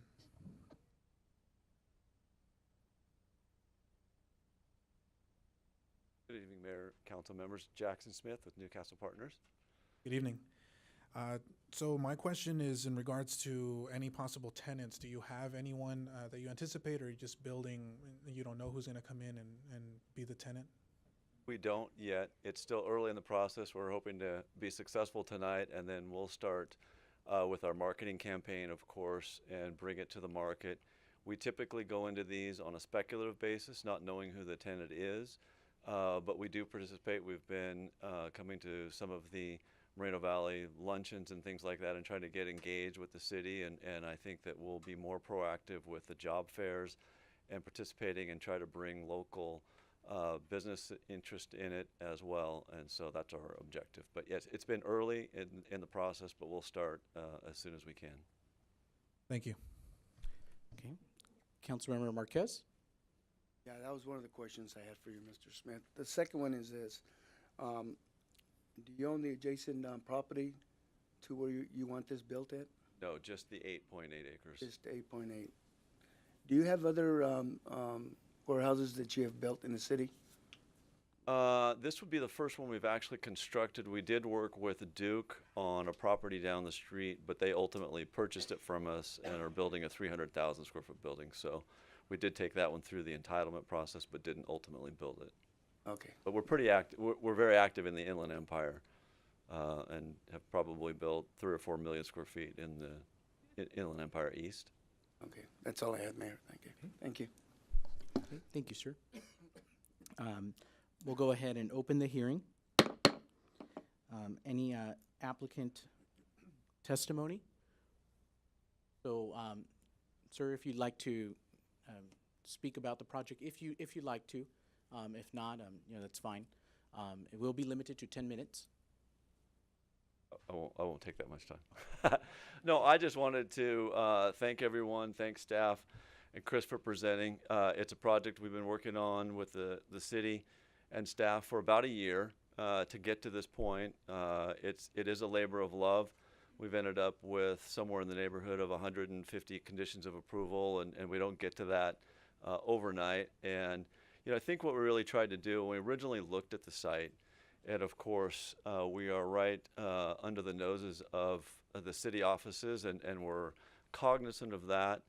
And I did meet with some members of City Council to introduce the project and make sure that they were aware of it, and that we were trying to be sensitive to the type of development and the architectural treatment. And I think we really spent a lot of time with the architect and really trying to bring something that will be attractive across the street from the city. So that was, I just wanted to sort of elaborate on that we were sensitive to that, and we appreciate the location. We think it's a great location. We think it's consistent with the surrounding uses. Even though we're changing the zone from office, I think it's the right use on the property. And ultimately during construction, I think we'll have somewhere in the neighborhood of 200 to 300 temporary construction workers. A lot of those will come from the local Moreno Valley market. We make a real effort to try and do that through our construction sources. And then ultimately, at the end of the day, as I mentioned, we don't know who the tenant's going to be long term, but it's conceivable that that's going to be 100 to 150 employees on a permanent basis when the project is up and running. And I don't have a good handle on who those might be, but we typically specialize in the mid-range industrial buildings, 100 to 300-400. So this is right in the sweet spot for us. We recently leased a building in Chino to a cosmetic company. Another one in Chino Hills that was a similar size. That was a technology company. They bring a lot of products in that they assemble and they bring in from overseas and assemble on site, and then ultimately distribute those to customers. So, we're seeing much more of a, rather than this just be straight warehouse distribution facilities, there's labor that's being brought in. They are assembling and light manufacturing these buildings in this size range. So, that's sort of our expectation, just to kind of give you a flavor of what those uses ultimately might be. All right, thank you, sir. We'll go ahead and start with public testimony. Madam Clerk. Mayor, I have two individuals who didn't mark which item they want to speak on. So the name is Jorge Herrera and Ruben Galvez. Okay. It's E2?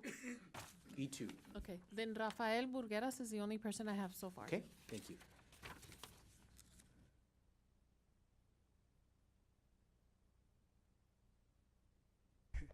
Good evening. Good evening, Mayor, Rafael. council members, staff, and residents and our guests. I want to fix the word, the nickname, warehouse. Okay? It's a nickname. Okay? It's an industrial buildings that we're building in the city of Moreno Valley that warehouses things. Okay? Lowe's is a warehouse that houses things. It's a warehouse. Okay? When we use the word warehouse first, people think it's a bad thing.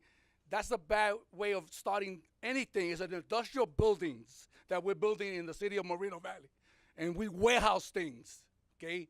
We warehouse merchandise and we warehouse people that work in these buildings. And hopefully there'll be local residents, okay? What makes this project one, okay, the warehouse, is that they are being consistent with the buildings that we already have here, the industrial buildings, especially the ones on Moreno Beach, because those large industrial buildings are now having their offices being built up front. Okay, the corporate is now up front. Okay, then the warehouse itself is in the back, the industrial building. So what's good about the project that this person is bringing in, this developer, is he's being consistent by having offices being built, a mezzanine where people can come and do business, okay? That's the new trend that we have in Moreno Valley. If you look at all the new buildings that we have built in the last several years, they all have their spaces up front. So we want to continue to have that here. So I hope that gets approved. Also, now, Project 2, the 45 houses, okay? Now, there was a 4-2 vote because I was there, okay? And 2 of them didn't vote because they wanted something extra. And the developer couldn't get it in. But the good thing about it was that this project is going to do something for that particular area, is do the Quincy Canal, the channel itself, fix it, okay? The project will improve the Quincy Canal, and as the added amenities will provide recreational improvements to the trail along the channel, including benches, exercise stations, and landscaping treatments, okay? And the good thing about it is it's going to be run by a HOA. So it's not just anything or anybody just can come to this particular area. Now, what makes this project also nice, that K and B built in the same area. So if you drive up Bonita, you'll see it. You'll see K and B, all the new houses on I believe it's Cactus, and then you'll see this new project right behind it. So it's a great, great location for everything to be all in one place. Okay, thank you, Rafael. Okay, seeing no more public speakers for that item. Luis Palomares. Okay, Luis, okay. We have Luis Palomares. Thank you.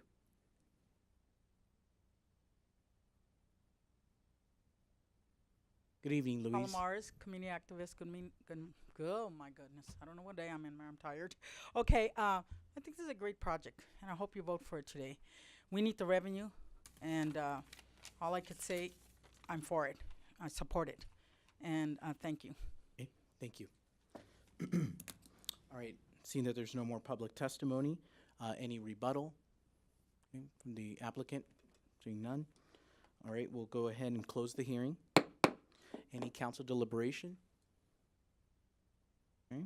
If desired, then I'll go ahead and start. There's several motions here that we're going to take. So, oh, okay, yes. Go ahead. All right, the presentation for the second project. Okay, I thought when you did the first one, it was the 1 and 2. Oh, So okay. I apologize. The applicant for this project is requesting a general plan amendment, change of zone, and a tentative tract map to allow for 45 single-family residential lots on approximately 8.85 acres. Oops. The site is located at the northwest corner of Burdea Avenue and Quincy Street. The current zoning for the property is residential 3 or 3 dwelling units per acre.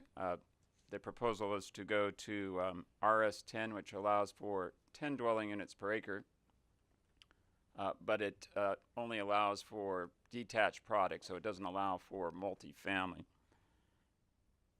The Planning Commission at its October 25th meeting held a public hearing on the project applications.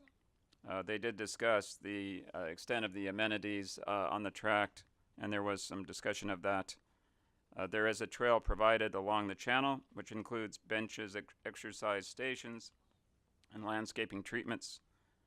And there was some discussion, and the Planning Commission did vote in favor of the project.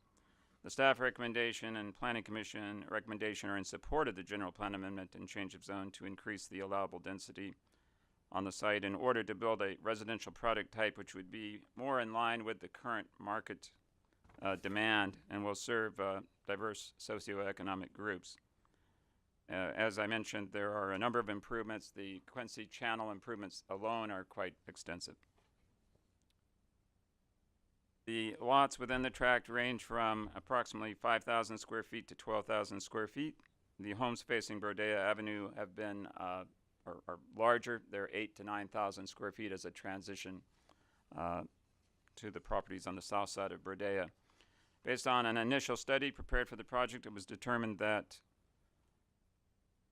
mitigated negative declaration was the appropriate environmental document. There were mitigation measures for 3 resource areas, which resulted in a less than significant impact. Kent Norton, environmental consultant, prepared the draft environmental documents and submitted for review. City completed the review, and based on the city's independent judgment, the document is consistent with CEQA. Public notice was completed for the project according to our requirements, and we do have a graphic of the map here as well. We have in attendance tonight Melissa Valone of Frontier Communities representing the applicant, as well as Kent Norton, the environmental consultant, and the project engineer. So with that, I'll return it to the mayor. And then we'll go ahead and start with council questions of staff to this item for the Frontier. Okay.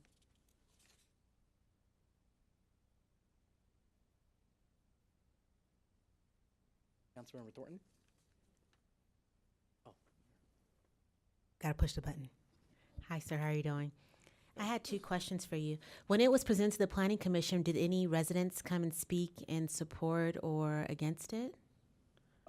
There were no residents who spoke against the project. I believe there was one speaker that spoke in favor of it, but no residents. And then my second question is, and I think you might have said it, but just for clarification for myself, was there a traffic study conducted amongst those main streets to maybe estimate the impact of what will happen with the additional cars and traffic that's going to have in that area? There was a traffic analysis. I could defer to transportation engineering staff if you wanted more information about what that entailed. But generally, with any kind of general plan amendment, there has to be some traffic analysis. Okay, thank you. Okay, thank you. Yeah, go ahead and any applicant testimony from Frontier, if desired.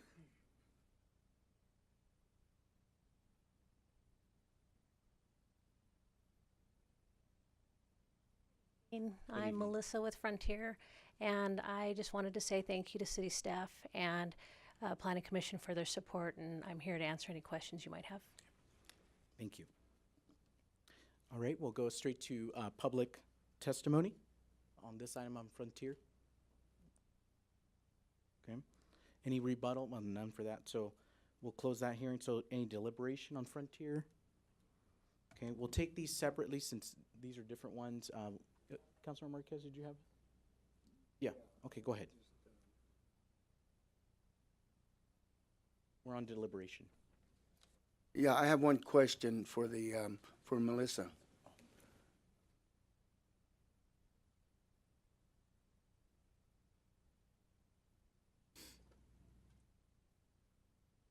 Good evening, Melissa. This has been brought to my attention through a resident in District 3, and I have to ask this question because it was asked to me to ask you. At any time, has Frontier Homes contribute any funds to any campaign members that are sitting up on this dais? Do you know? I'm sorry, sir, I don't know the answer to that question. No, I don't. Okay, thank you. That's all I need to know. Okay, so we're going to take separate motions. We'll start with, I entertain a motion by council to approve staff's recommendations numbers 3 and 4. So moved. Okay. Motion by Mayor Pro Tem Baca. Any second? A second by Councilmember Cabrera. Okay, please vote on that item. This one is on the resolutions for the warehouse, project, and the and the CEQA. Mayor, question, is this going to be one vote for both of the proposals? Just one vote, or is it Mayor, separate if I votes? may, Actually, if I may respond? yes. Thank you, Honorable Mayor, Mayor Pro Tem, council members. The staff recommendations of approval are combined into motions which include both projects. So if any of you are inclined to not vote in favor of a particular project, we can work our way through just singular motions if necessary. Let's just do them singular. Yes, yeah, because I don't. Yeah, okay. Yeah, no worries. Okay, we'll start with recommendation number 3, which is project 1, which is the warehouse industrial project. Okay, so that's the item that we're voting on right now. And it was a motion by Mayor Pro Tem Baca, second by Cabrera. Go ahead and please vote. Just number 3. And it passes. We'll go straight to number 4, which is project 2, and it's a resolution. Okay. So moved. Okay, motion by Mayor Pro Tem Baca. Second by myself. Okay, please vote. She has to put it up. If it's giving you trouble, we can, okay.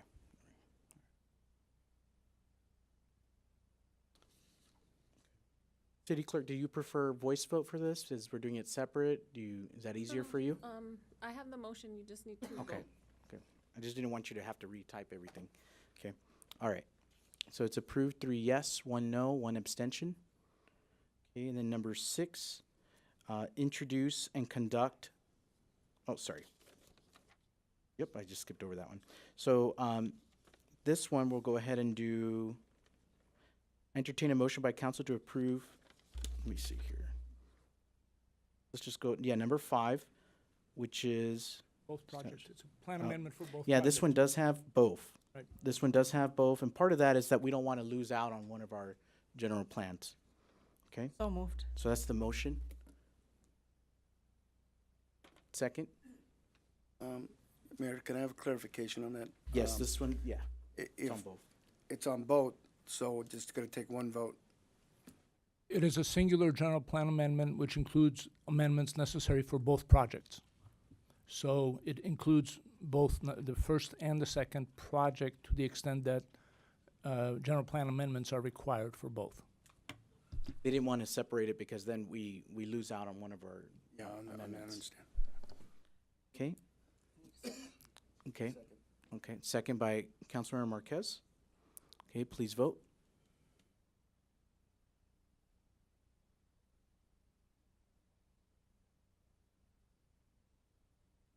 Okay, 4 yeses and 1 abstention. We'll go with number 6, introduce and conduct the first reading by title only of ordinance zone change for project 1. Okay, so a motion by Councilmember Marquez, and again, this is project 1. Okay. Okay, is there a second? Mayor, if I could recommend to include number 8 in that, which would also include scheduling a second reading of that ordinance. Okay, perfect. Okay, so we'll do 6 and 8. Okay, second by Councilmember Cabrera. Okay, please vote.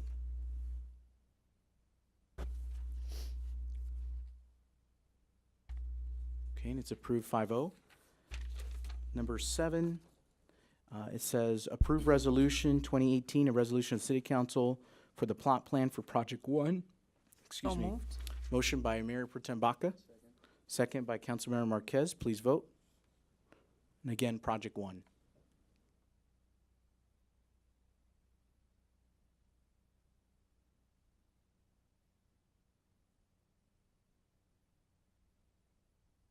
Okay, it's approved unanimously. We'll go to number 8.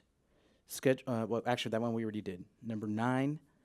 Again, if you could combine that with 11, please. Okay, 9 and 11.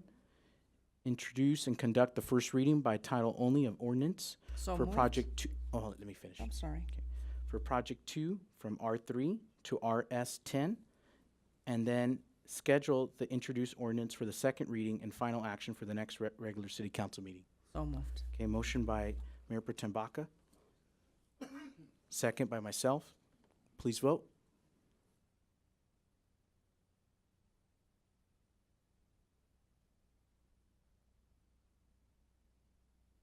All right, and it's approved 4 yes, 1 no, and that whole item is done now. Oh, number 10. Okay, one more. Okay. Approve resolution 2018 of the City Council of the City of Moreno Valley approving a tentative track map for Project 2. So again, this is Project 2. So moved. A motion by Mayor Pro Tem Baca. Second by myself. And please vote.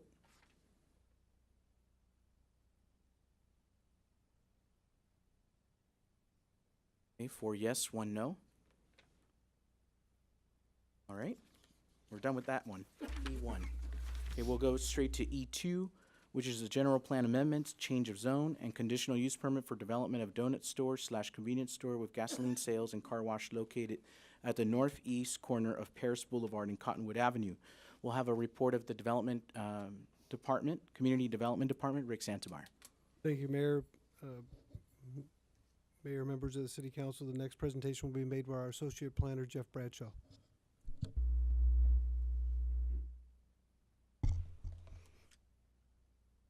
Good evening, Mayor and City Council.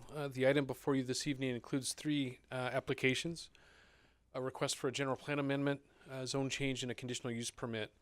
And the applicant is requesting through these applications council approval for the development of a service station that would be located on just under 2 acres at the northeast corner of Paris Boulevard and Cottonwood Avenue. That site is currently vacant. It's located in the office commercial zone, and it backs to existing homes to the east and developed commercial along the west side of Paris Boulevard. The southern boundary of this project along the Cottonwood frontage includes an easement for a transmission line, a 30-inch transmission line for Southern California Gas. The proposal from the applicant would be for a service station, a convenience store, and a donut store of approximately 5,800 square feet. The convenience store, as presented to you this evening, would include the sale of beer and wine. And the site proposal also includes a car wash, an automated car wash of approximately 900 square feet.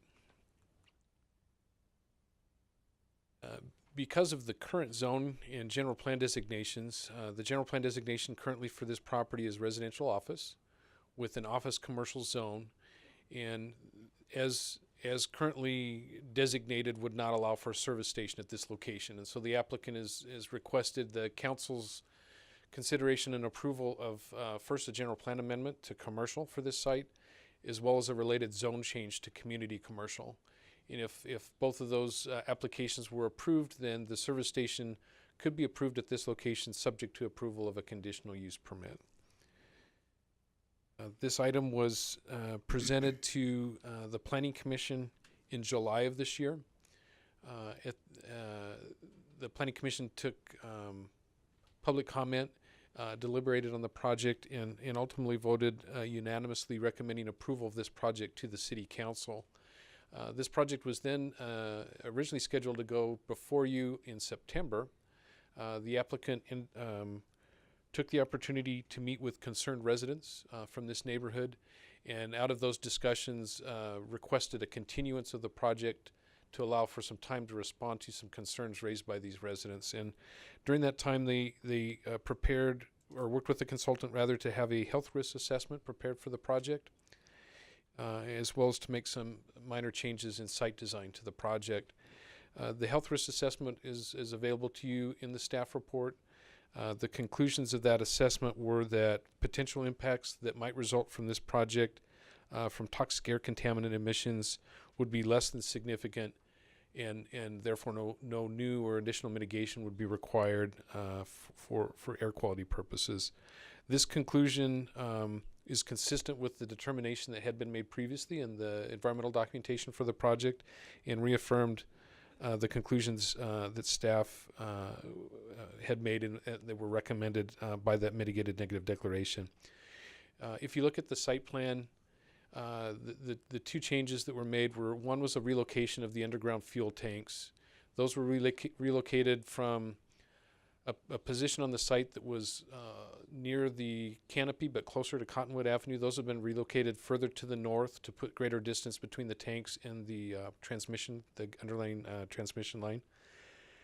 And the other change proposed and shown here in the site design is a deeper landscape parkway treatment along Cottonwood Avenue to, again, push the improvements of the project further away from that gas line easement. It provided for you this evening was a packet of comment letters. There were comments submitted to the city by concerned residents going back to the September 4th hearing date that was continued. So those are made available to you, as well as additional comments that were submitted over the last couple days in response to the noticing for tonight's hearing. And so those are available to you in that packet, as well as a letter, I think, of support from an adjacent property owner that owns some property across the street.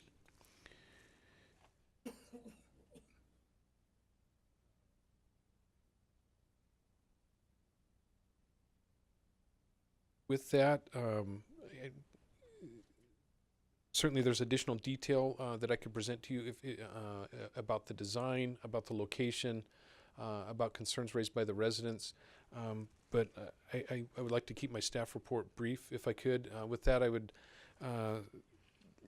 offer to you a staff's recommendation that council certify the environmental documentation prepared for the project, and that the council approve the project as presented to you this evening. And with that, that would conclude my report, and I'd be prepared to answer any questions that you might have. Also, the applicant is here this evening and prepared to make a presentation when that time comes. Just really quick, about how much revenue could this project bring back to the city as far as like sales tax revenue? That I would defer, I think, to the applicant and allow them to respond to that. The applicant here? They are. Okay, if we can have you just respond to that. Just a rough estimate. Oh, from the. Good evening, Mayor Pro Tem, council members, staff, and residents and guests. My name is Lincoln Watasi. I'm the president, excuse me, for Yum Yum Donuts, also Winchell's Donuts, and now Yum Yum Fill-In Stations. We're projecting, based on our first store that we opened in March of this year, we're generating $130,000 of additional revenues to the city. And so this will be a larger store for us. So we're projecting $160,000 to $180,000. Okay, thank you. Okay, any further council questions to staff? Okay, we'll go ahead and open the hearing. We'll start with applicant testimony. If you desire, would you like to make a few comments?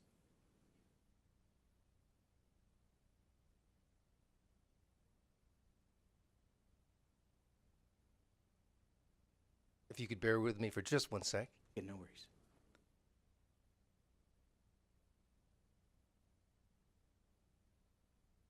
So again, my name is Lincoln Watasi, president for Yum Yum Winchell's Donuts. We're headquartered in the City of Industry, so we're very much a Southern California company. We currently have nearly 200 stores in our chain, making us the largest chain of donut shops in California today. we like Moreno Valley. We purchased 2 parcels of land to hopefully build 2 win-win filling stations. So the vision is a gas station unlike any other gas station in California today.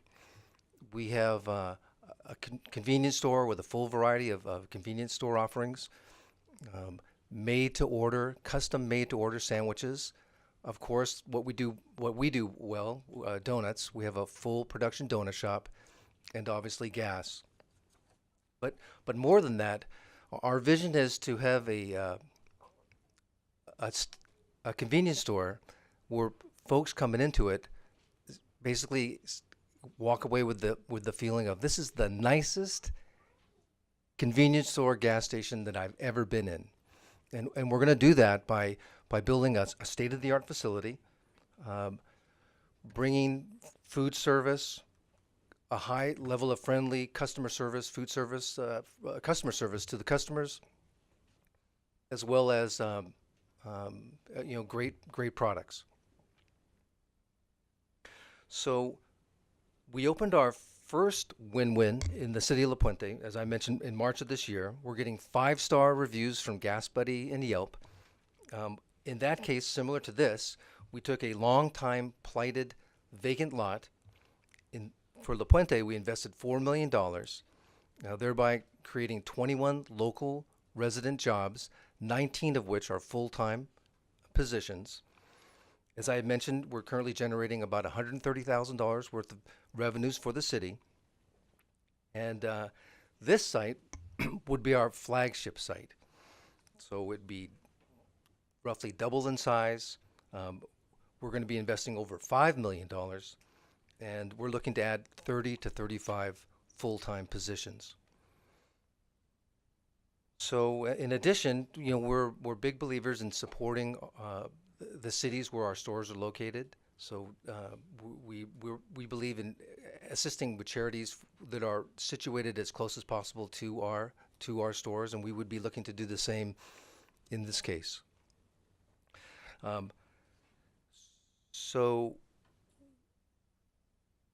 our hope is this area is a little bit in need of some rejuvenation, and our hope is with our new state-of-the-art facility and the customer service that we bring, we're going to generate something of a other development in this area.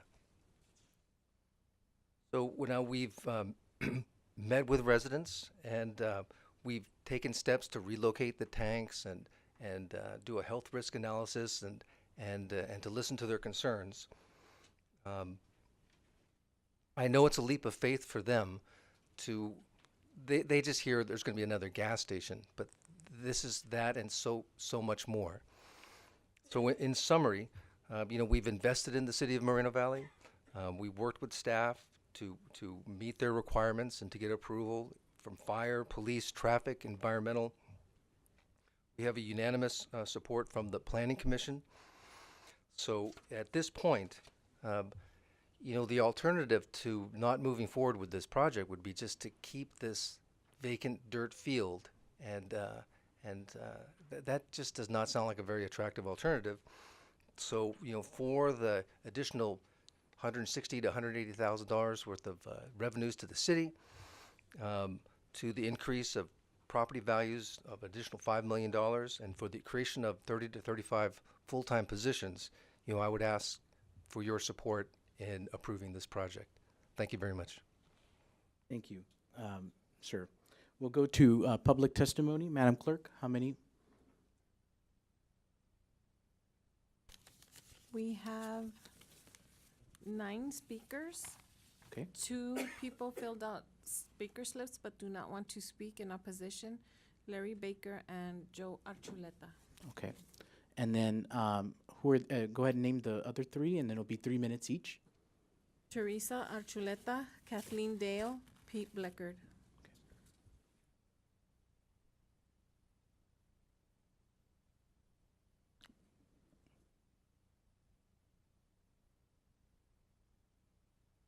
And then as one of them is finishing, if you can please be ready as well. Good evening. My name is Ms. Archuleta, and I live on Birchwood Drive. And this project of the Yum Yum Donuts that wants to be built right in my backyard. I heard I submitted on Monday a petition from all the neighborhood on Birchwood Drive and Watson Way. This project sits behind our backyards. And I heard Mayor Gutierrez this evening talk about children and also public safety. As you well know, he wants to put in a gas station.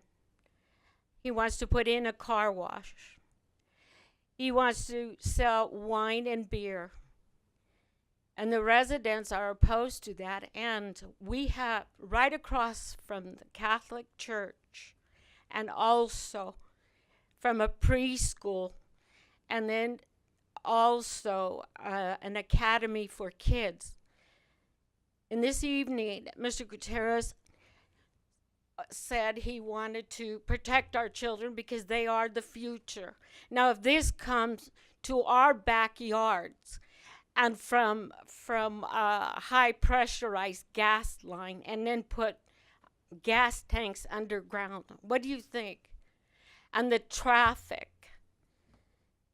These kids walk through there. And what if someday, we don't know, they explode? How are the children going to be protected with these? We have gas stations along Paris Boulevard on each corner. Why do we need another one?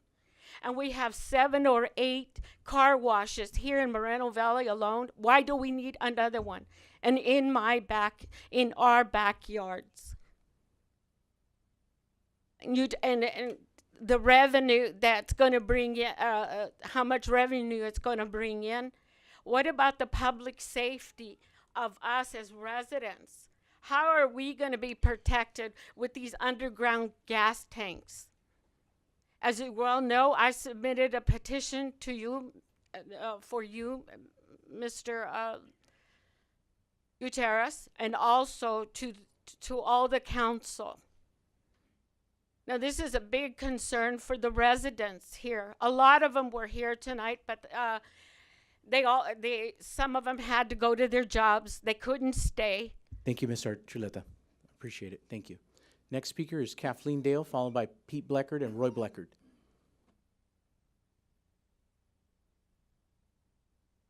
Good evening, Kathleen Dale. I'm here on behalf of my friend Teresa Archuleta and her neighbors. I did submit 2 sets of written comments that address the general plan amendment, the change of zone, the project design, inadequacies with the CEQA documentation, and also provide some information about this explosion hazards with the natural gas transmission line. Part of what was in those comments was a map that shows you where the 31 existing gas stations are in the city. And the message that was intended to be conveyed to you with that map is not that, oh, cool, we've got 5 already that are next to residential neighborhoods, but that it was every one of those 5 that's next to an existing residential neighborhood is next to a disadvantaged residential neighborhood. And of those 5 stations, 4 of them were already in place before the city incorporated. The one that was approved later was approved before the subsidized apartments that are next to it now were built. This neighborhood deserves the same consideration and protection that was afforded to the more upscale Moreno Valley Ranch neighborhood, where a very similar proposal was resoundingly denied. If somehow you're able to put aside the environmental justice issue, that's very obvious here with approving a gas station here where one was denied at Moreno Beach and JFK, then please, please take seriously this issue of putting 40,000 gallons of gasoline in the blast zone of a 30-inch natural gas pipeline. the information I gave you had some information from the authorities, some pictures of what happens when these gas lines explode, and they do explode. A head in the stand stance on this issue is just not acceptable, and not only for this neighborhood, but for the public assembly use that you have across the street at St. Christopher's Church. The noise impact in the CEQA discussion must have included some relic text that didn't get edited that mentioned that the gas station location, or I'm sorry, the car wash station had been revised.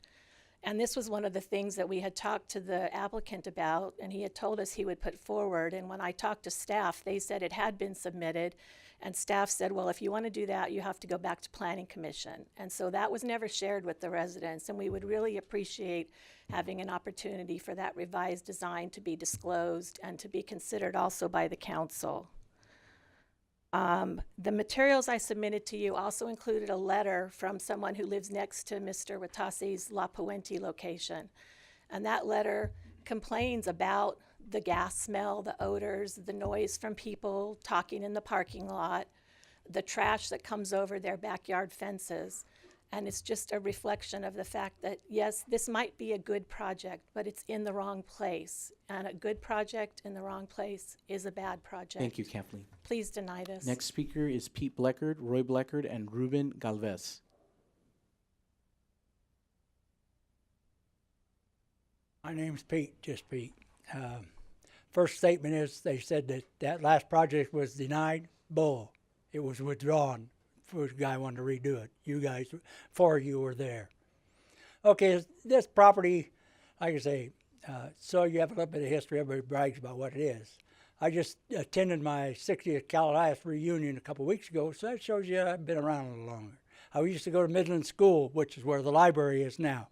When I went to school there, I could look across there, clear to Sunnymead Boulevard, and not see a damn thing. So I don't need to hear all these people talking about the gas line. Second place is I spent damn near 30 years working on these gas lines. They don't blow up.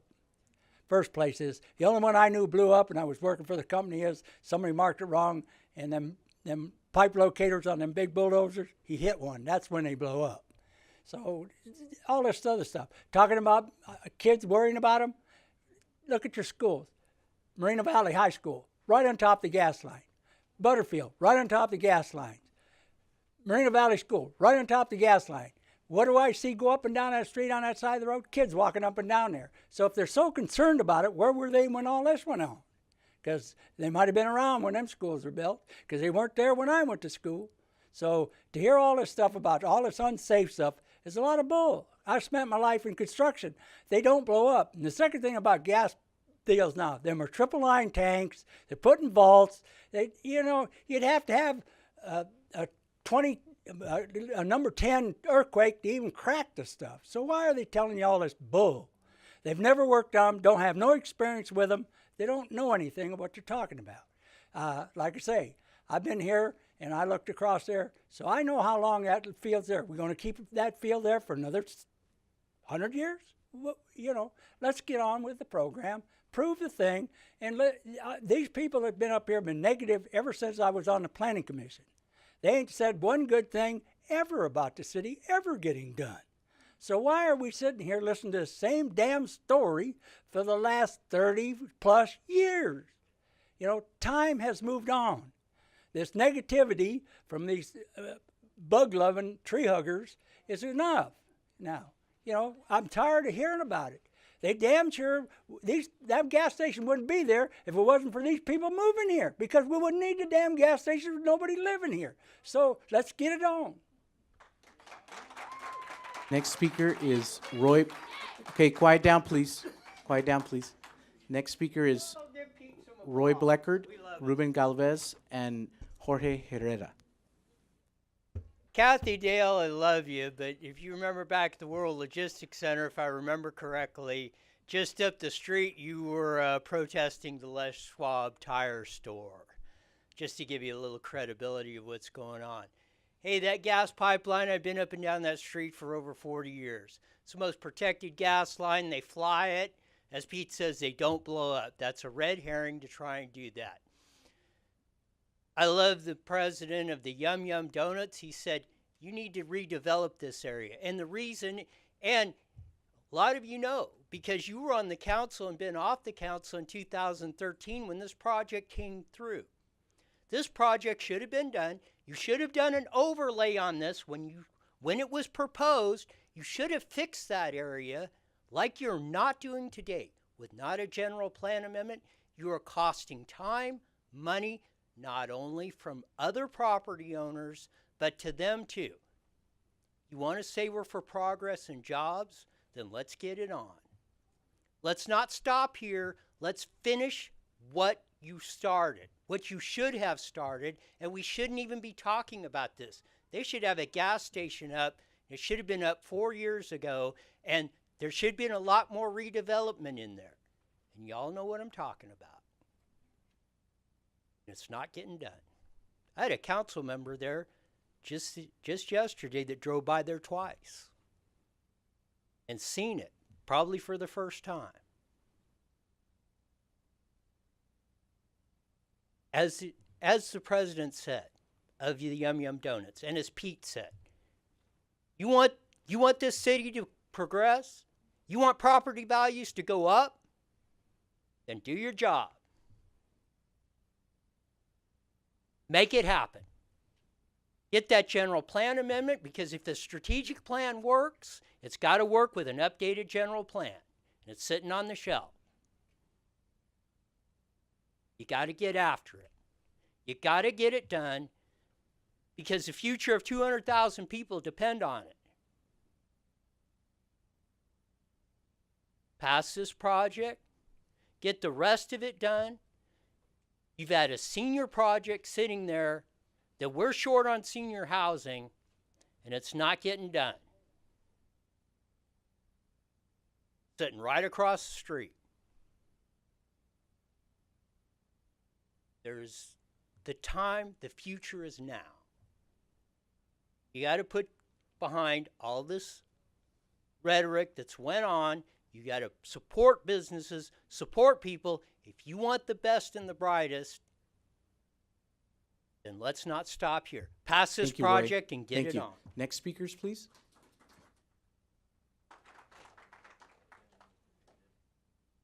Mr. Galvez?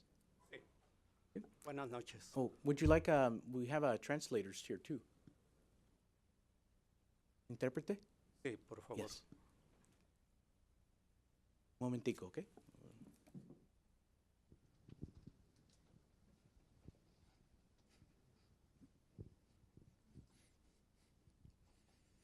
Adelante. Buenas noches a Good todos. evening, everybody. Yo soy residente. I'm a resident. Soy residente de la área donde se va a construir ese proyecto de la gasolinera. I'm a resident in where the gas station is going to be constructed. Yo estoy de acuerdo I'm in favor. en que se haga el proyecto. I'm in favor that the project gets completed. Porque yo trabajo jardinería. Tengo mi propio negocio. I work in landscape. I have my own business. I use gasoline. Demasiada gasolina. A lot of gasoline. Esa gasolina, la gasolinera me queda a pocas cuadras de donde yo vivo. And that gas station will be close to where I live. Y también en la ruta en donde yo voy a trabajar. And it will be also on the route where I work at. Por esa razón, yo estoy totalmente de acuerdo. For that reason, I'm totally in favor of the project. Y yo creo And I believe, que no es un gran peligro, como se dice. I don't think it's a big danger, as is said. Yo he mirado que no suceden tragedias I como haven't- las están exponiendo. I haven't seen any tragedies as is the ones that are being talked about. Ahora el proyecto yo miro que va a generar trabajos. I see that the project will generate jobs. Algunas personas que están buscando trabajo, que no hay trabajo. For people that are, Necesitamos trabajos aquí en nuestra área. we need jobs for this area, and it will be Ese proyecto va a tener beneficio para ello. and I believe that this will benefit the people that are looking for work. Creo que es todo. And I believe that's it. Ese es mi punto de vista. That's my point of view. Thank you. Gracias, señor Galvez. Gracias por venir y hablar. Okay. Mr. Jorge Herrera. Good evening. Good evening. My name is Jorge Herrera. I'm also a resident and a homeowner of City of Moreno Valley. We moved here back in 2004 with my family, and all my kids went to school here. I'm also a active member of St. Christopher Church across the street from this project. And I'm here to say that I'm in favor of this project. This project will generate jobs for the people of Moreno Valley, the city that I love. And also, I'm tired of seeing this empty lot there, you know. And if this project is not approved, it's gonna stay like that for who knows how long. So that's all I want to say. That I am in favor. Please approve this project. Thank you, Ms. Herrera. Next speaker is Rafael Brugueras and Luis Palomares. Good evening again, Mayor, staff, residents, guests. Listening to the residents that have concerns, I have deep respect for them. Anything's possible. But we're living in a new era with technology that prohibits things from happening. We're not going to put a tank without being inspected and approved by the state. Okay? It's not going to happen. Okay? So I got more concerns when March Air Force Base flies those huge planes over our city. Okay? And I'm wondering when one of those big things are going to fall off the plane and hit one of us. I got more concern with them than the gas station on the corner. Okay? Now, if you look at page 3,311, it will give you the diagram of what it will look like eventually when it's finished. Okay? But what I want to show you is the landscaping around it.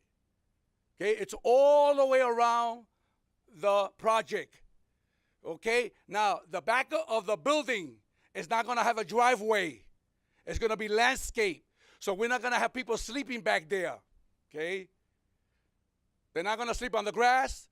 It's going to be taken care of by the owner, the president himself. Okay?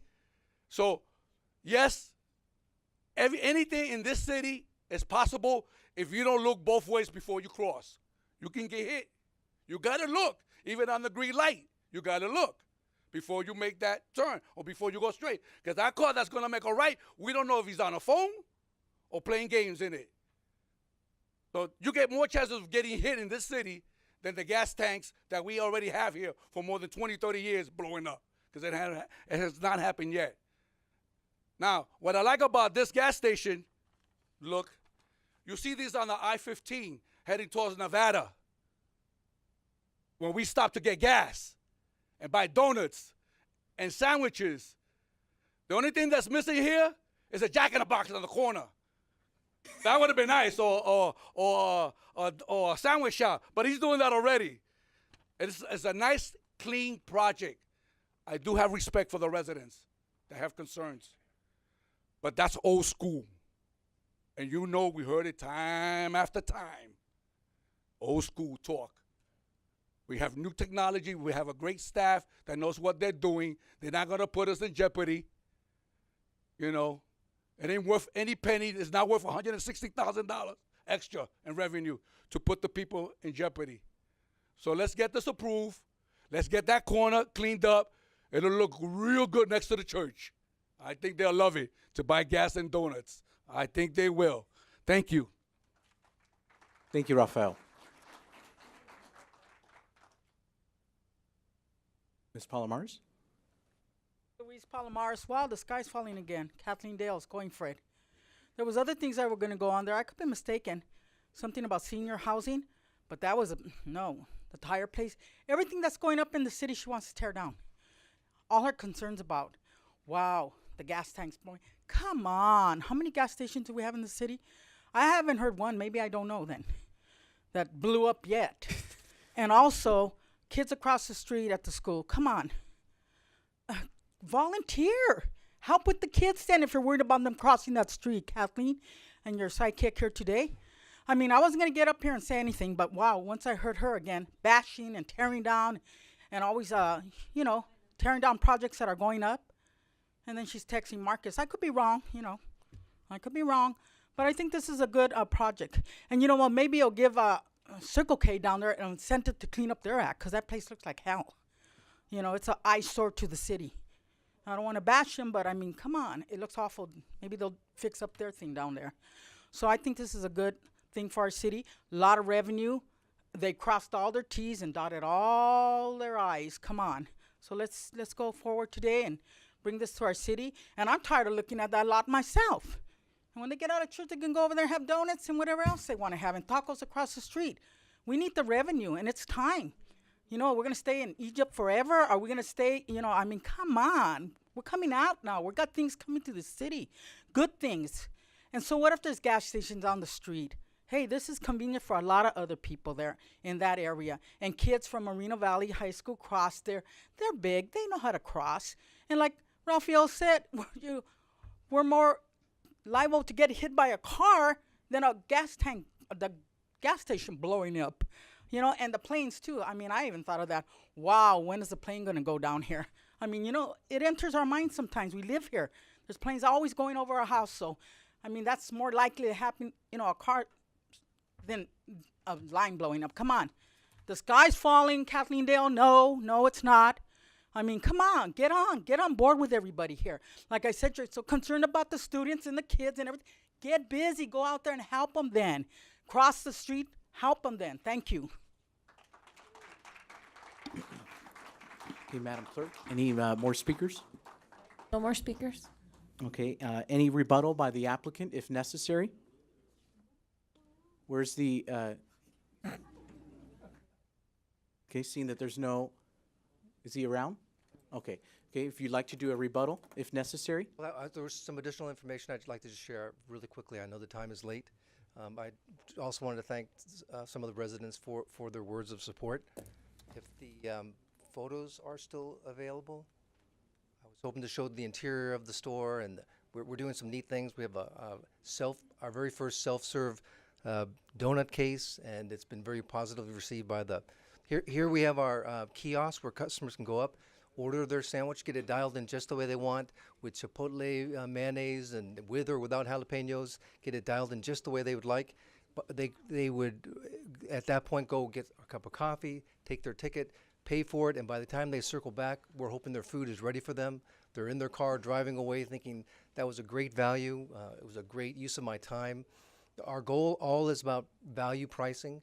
You know, if we can make a little bit of money on the fuel sales and a little bit of money on the donuts and the coffee and a little on the sandwiches, but by giving great prices, you know, have people want to come back. We have, you know, we really want to be a destination where people would want this concept close to where they work and live, because it's just something that's so convenient and of such great value. I was going to also just quickly show, if I could figure out how to use this. There's the self-serve donut case, our very first, and this is the interior. This site only allowed for a 2,300 square foot building, so space was very tight, but we're hoping to create a very pleasant shopping experience for our customers. Okay. Thank you very much. Thank you, sir. We'll go ahead and close the hearing. Any council deliberation, if desired, please press your request to speak. If desired. Press it. Mayor Pro Tem Baca. Well, first of all, I want to say thank you to Mr. Lincoln Watase for choosing Moreno Valley to come and do business. I know we have your first project in District 1 in Edgemont on Alessandro and Day Street. However, that won't have a gas station, if I'm not mistaken. And now we have his second project, and that's because he sees Moreno Valley as a place to do business. We have a fantastic staff that is very efficient in getting the permits and everything else that the businesses need. We don't confuse effort with results. We move in a very quick manner because we don't want the businesses to linger around while, you know, we can't make a decision. So we thank you for choosing Moreno Valley, first of all. Second of all, I did visit your win-win in the City of Industry, and it's a very, very nice project, very clean, very, there's space. It doesn't feel like a store where you walk in and there's clutter everywhere, and your staff is very polite and efficient. So I did honor your invitation for that. So this is a project that I think would benefit the residents of Moreno Valley, especially in that area. And I was just mentioning to the mayor, I'm sorry, that we've used that lot for, I think, 20 years to put our campaign signs. So we're like, where are we going to put our signs now? But that's basically the only purpose that lot has served for many, many years, as Mr. Bleckert and Mr. Blecker will attest to. And I know that their business is right across the street. I also want to thank my fellow parishioner from St. Christopher's for coming and speaking on behalf of the church. And I think it's a good project. And I think that you have so many people on, mostly on Sundays, but during the week, like tomorrow, we're going to celebrate the Virgen de Guadalupe's birthday. So we're going to have lots of residents at St. Christopher's and St. Patrick's. But after church, they'll come and, have some hot chocolate or donuts with their kids, or maybe a deli sandwich. I don't know. But I know that you have good products. So I'm in favor of this project. And I know that when we have changes, it makes some people, some residents, very uncomfortable, especially if you're, they're your neighbors. I live around the corner from an Arco gas station. It's always busy. I go down the street to Food for Less Gas. It's very busy. So these gas stations in Moreno Valley are very busy. I mean, and you look at the gas prices. I mean, they've gone down a little, but not back to $1. So I think that it's a business that's going to thrive. I think it's an excellent corner because, like I said, you have traffic, you have the parishioners at St. Christopher's, and I think you'll like our city. Thank you. Okay. Councilmember Marquez. Yeah, thank you, Mayor. This gas station being built at the wrong location. And let me tell you why. These people that live there behind that gas station have lived here for 30, 40 years. And I know they say, oh, folks, and we got to change. But, they have pride in their property. They bought this property years ago. It's not going to increase their property value and put a gas station there because nobody's going to want to move into those homes if they ever decide to sell. Not everybody wants to live next to a gas station, service station. But that's not the only problem. There's other issues here that I see. Homeless. We have a homeless problem in that area. We have a homeless problem across the street.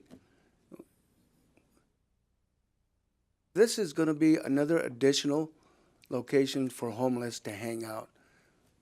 Landscaping behind the service station between the homes. Well, you know what? Yeah, we put nice landscaping, grass, trees. Who do you think is going to occupy that spot, those spots? The homeless are. The homeless are going to move in there. You're going to start having problems with homeless. You're going to have kids coming out of preschools. And yes, they should be accompanied by adults if they're walking. But there's some kids that are going to be walking through there. Have you ever had your children walk through where homeless people are camped out? It's not a pleasant sight. Not a pleasant sight. You're going to have this problem here. Right back there, please. The thing about it is this. The city's not going to go broke if this doesn't get built there. That thing's been sitting there vacant for 30 years plus. People don't want to see it sit there anymore because of the trash, the condition. Then let property owners clean that up on a weekly basis and make it look nice so we don't have to see the trash in that area. Why should we change it? Have the developer, consultants, whoever they are, built what it's supposed to be built there. Medical offices, dental offices, they'll make the money off of that. We got plenty of gas stations down the street. We have the Circle K. That's, yes, we have a lot of problems there.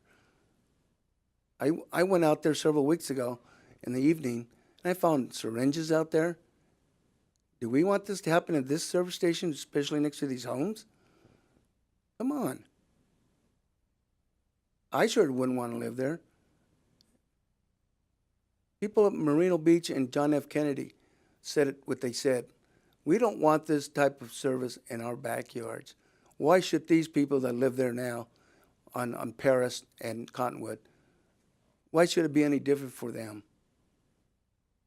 We have plenty of gas stations. City's not going to go broke. And yes, it's a nice project, but it's not a project that should go in that area.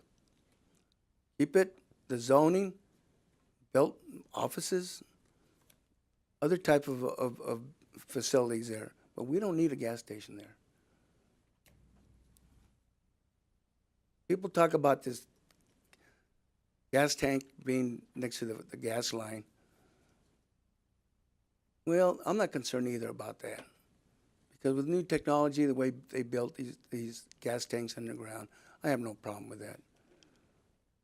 But the problem is, this service station should not be built there.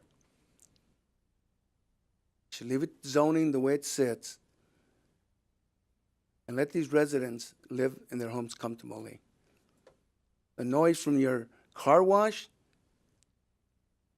these homes that are located behind there aren't insulated like the new homes are these days. They don't have the double plated windows. They don't have the insulation where you can't hear noise. They don't have central heating and air. So what do they do during the summertime? They have to open the windows or they have fans. And what are they going to hear in the middle of the night when this car wash is being operated at 10 o'clock at night? Would you want to have that noise coming through your yard, your house? I sure wouldn't want to, and these residents don't want it. Just think about it. You declined one, or the property owner for the first gas station withdrew his application because of the opposition. I got a stack here tonight that I've never seen before. I haven't had a chance even to look through this. Should we give these residents a little more time to go over this before we approve of any project? Give this council up here enough time to do the research and not jump to conclusions, because we're talking $150,000, $200,000 a year. This city is not going to go broke again. I ask at this time that my colleagues postpone this tonight and move it to a next council meeting, so we can go through these letters that we received tonight. And not only that, give our newly elected council member time to research this. It's not fair to the city, and it's not fair to the residents. Thank you, Councilmember. Thank you. Okay, any other council members like to speak? Okay, Councilmember Cabrera. Thank you. And I actually have a couple questions, and I wanted to hear from the developer first before I actually asked. I have questions for staff and the developer. Okay, we're already in deliberation. I mean, I have a couple of questions, and I wanted to hear from the developer first, if that's okay. It's just Okay. one or two Okay, questions. just next time, just remember, this is already deliberation. Okay, Thank go you. ahead. Just Yeah. make it quick. Thank you. So my first question has to do with the wages. What kind of wages are you paying at your gas stations, at your facilities? Yeah, we're one of the other things we're experimenting with is kind of the in and out, trying to pay above normal, in this case, like for a donut shop, fast food, starting wages to try to attract, and because so we're targeting, anywhere from a starting position being like $1 to $2 above what we would normally, a new person's just starting in a position. And what would that be, the normal wage? It all depends on at the time the need that we have and the demand for and the job market, but somewhere around like $14 starting. Okay. Okay. And how would you feel if, would you mind putting that into the project? You would pay a minimum wage of $14. I have no problems with that whatsoever. Okay, thank you. My second question kind of has to do with that homeless issue as well, because I deal with it in my district, not specifically just gas stations, but looking at your plan, I wasn't able to see any on the back side of the building. Is there any lighting, actual lighting that you're going to have on the rear of the building? Let's, yes, please. Our architect is here. Yeah. Who could better I just want to make answer. it, and I apologize, sir. Yes. Because this isn't the opportunity to actually like redesign your project or anything like Sure, that. certainly. If you could just ask your questions, okay, that way we can move on. Yeah. Good. Oh, please. Oh, I'm sorry. Good evening. My name is Ahmad Gadiri with ANS Engineering. I'm the architect of the project. We do have some lighting back there, but it's per city standards. Is number one, we have to meet the photometric requirements. Number two, it's away from the homes. It's shining into the site just for security purposes at the back of the building. And the only reason I ask is because in our efforts to try to tackle the homeless issue, we use irrigation to our advantage and also the lighting. And I just want to make sure that that's in place. So if you do run into a homeless issue, people sleeping in the back of your building, you have a way to kind of mitigate that.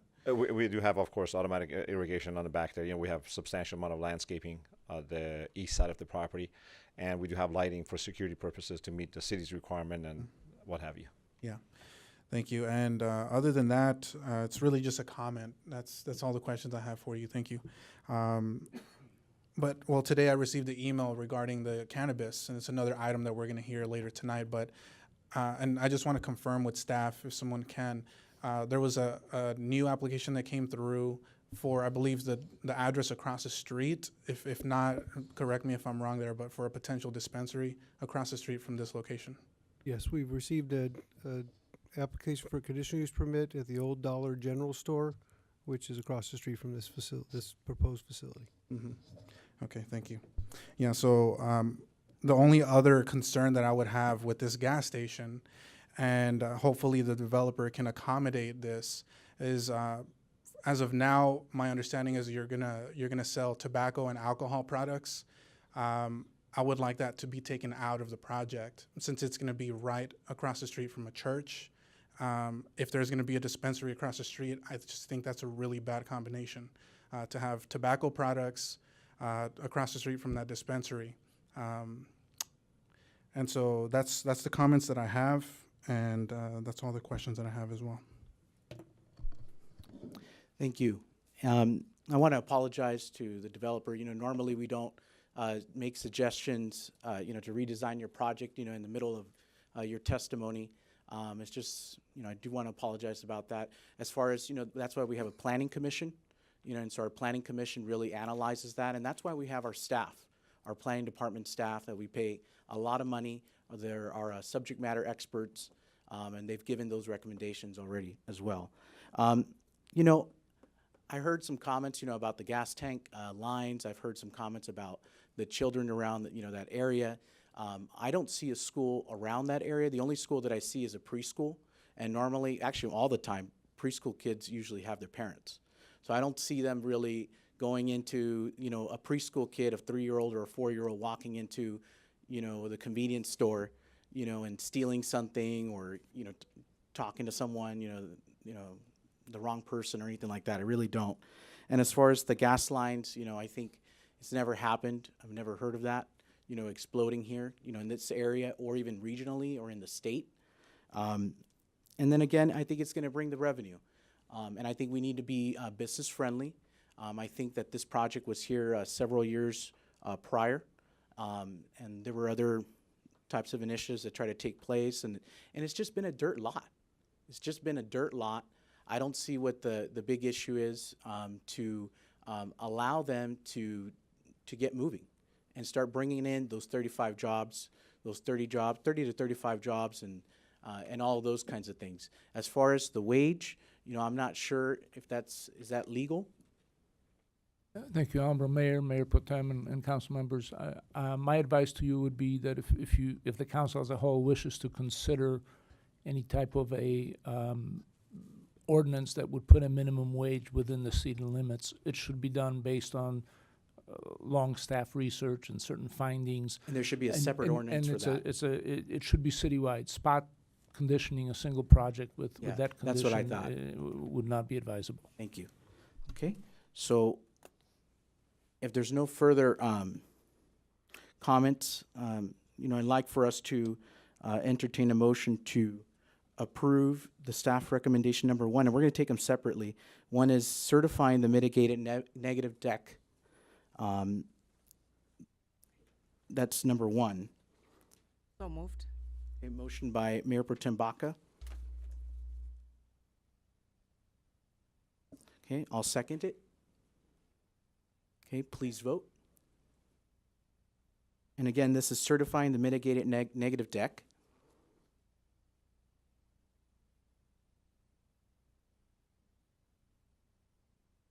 Okay, and it's approved 3 yes, 2 no.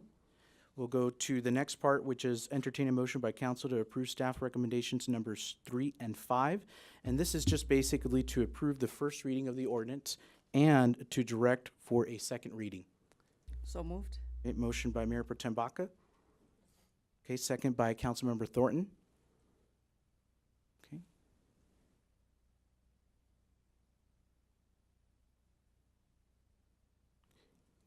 No, it's 3 and 5. Okay, 3 yes, 2 no. Okay, and then we're going to move to the next item, which is entertain a motion by council to approve staff recommendations number 2 and 4, which is approve the general plan amendment and the conditional use permit. So moved. Okay, motion by Mayor Pro Tem Baca. Okay, second by Councilmember Thornton. Okay, please vote.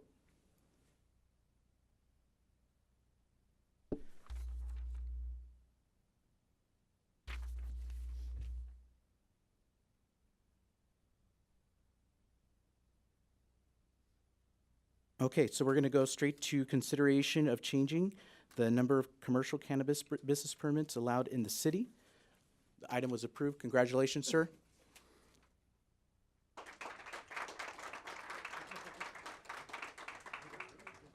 And actually, we're going to take just a 2-minute break, and then we'll come right back.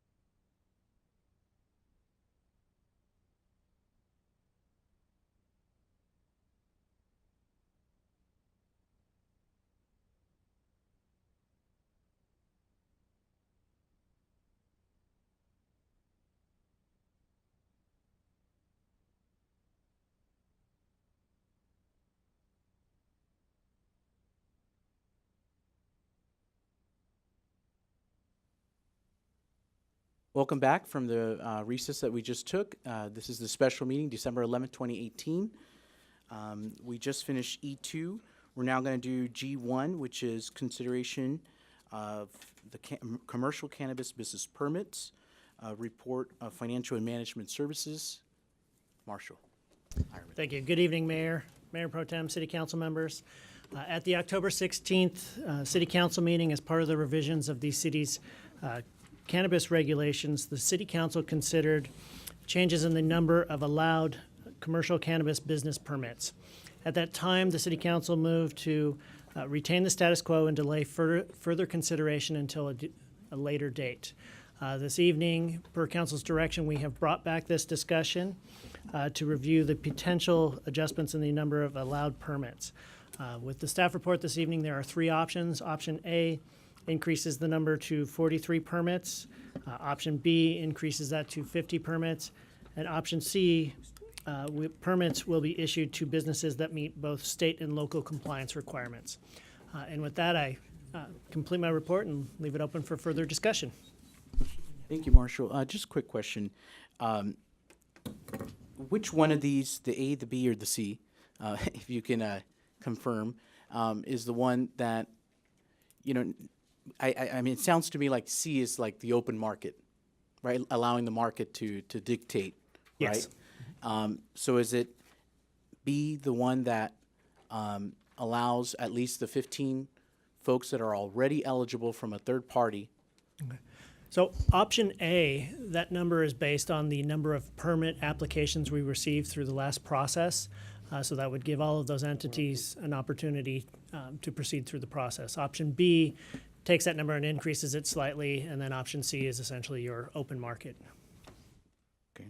So option A, so can you kind of walk us through as far as the process that was done to select these 23 folks and the ones that were for the cultivation and all of that, you know, as far as the third party? You know, we used a third party, and I think that was recommended by staff.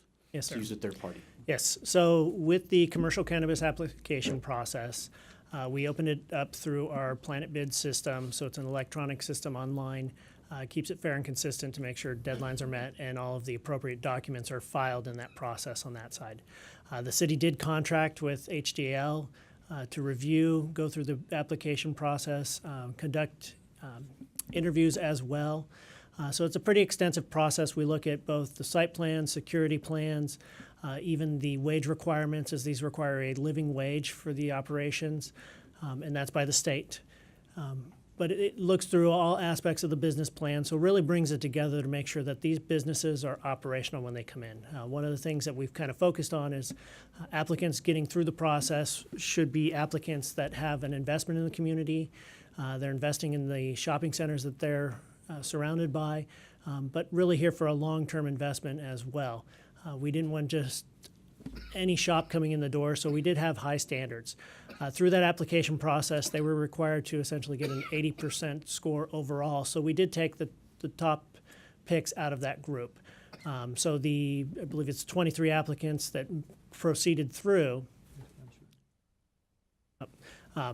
were the top ones. Now with the lottery process, like when we're looking at dispensaries, there were only 8 dispensary permits allowed.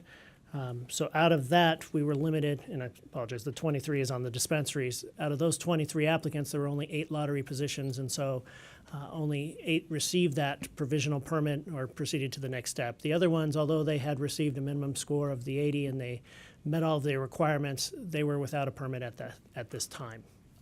So option A provides the opportunity for the council to increase the number of permits to match all of the qualified applicants, those who did and did not get drawn out of the lottery.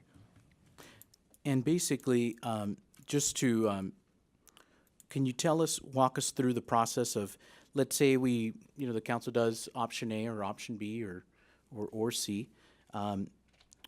What would be the process of going through, do they still have to do a CUP process? Yes, so... and go through yes. If we look at option A, they've already proceeded through the initial application process. They are essentially qualified to proceed to the next step. Which would be the CUP. which would be the CUP. So Well, yes. they still have to do a condition. Yes, so if council moved the direction to say option A is good today, we would go through the next step and we would contact them, let them know that they're eligible for a provisional permit. We would go through that process just to make sure they're following down the next steps. They would apply for the CUP, so work through planning and development on that side. And then as they go through this, then they also have to apply for a state permit. So there's still mechanisms. Really, what I'm trying to get to is, I'm asking the question here is that, you know, in short, just allowing these 15 people that are already eligible from a third party that already did approved them, that we're just allowing them to move forward in the process, right? Correct. As far as to continue the process with the CUP and then planning and development, and then they have to go get the state. So there's still different ways that they possibly couldn't get approved. Correct. There will be background checks and other items as well that we would be looking at. So we're just allowing them to proceed in the process. Mayor, I think we hear what you're trying to say, and you're absolutely correct. Changing the number of available permits does not necessarily change the number of businesses that will ultimately operate here. You are, in fact, just allowing them to move through the process. If whether it be A, B, or C, it all depends on their ability to get a CUP, to get a state permit, to pass all the backgrounds, and then if they open, to remain viable. I know Paris went through something similar to this, and maybe, Tom, you might be able to help me since you know the city manager there. Do you know if they did a lottery process? No, my understanding, Mayor, is that they went through a process where people applied for medical marijuana dispensary licenses. Their policy decision on the recreational, as I understand, was that anyone who applied for medical could now apply for recreational. They did not reopen, but they allowed everybody who was already in. So they didn't use a third party, the CUP and all that? And they would still need a CUP. I don't know whether they used HDL or you know what type of independent but basically review. there's no limit. Correct. They'd use a third. Okay. Yeah. They did not put a numeric limit in. They just said if you went through the first process, now you can go through this one for recreational. It'd be interesting to see how many, since they have no limit there in Paris, and so they're allowing the free market to dictate business, how many do they have operating legally? I think it was just 2 or 3. It was a small number, as I recall. Not a large. Wow.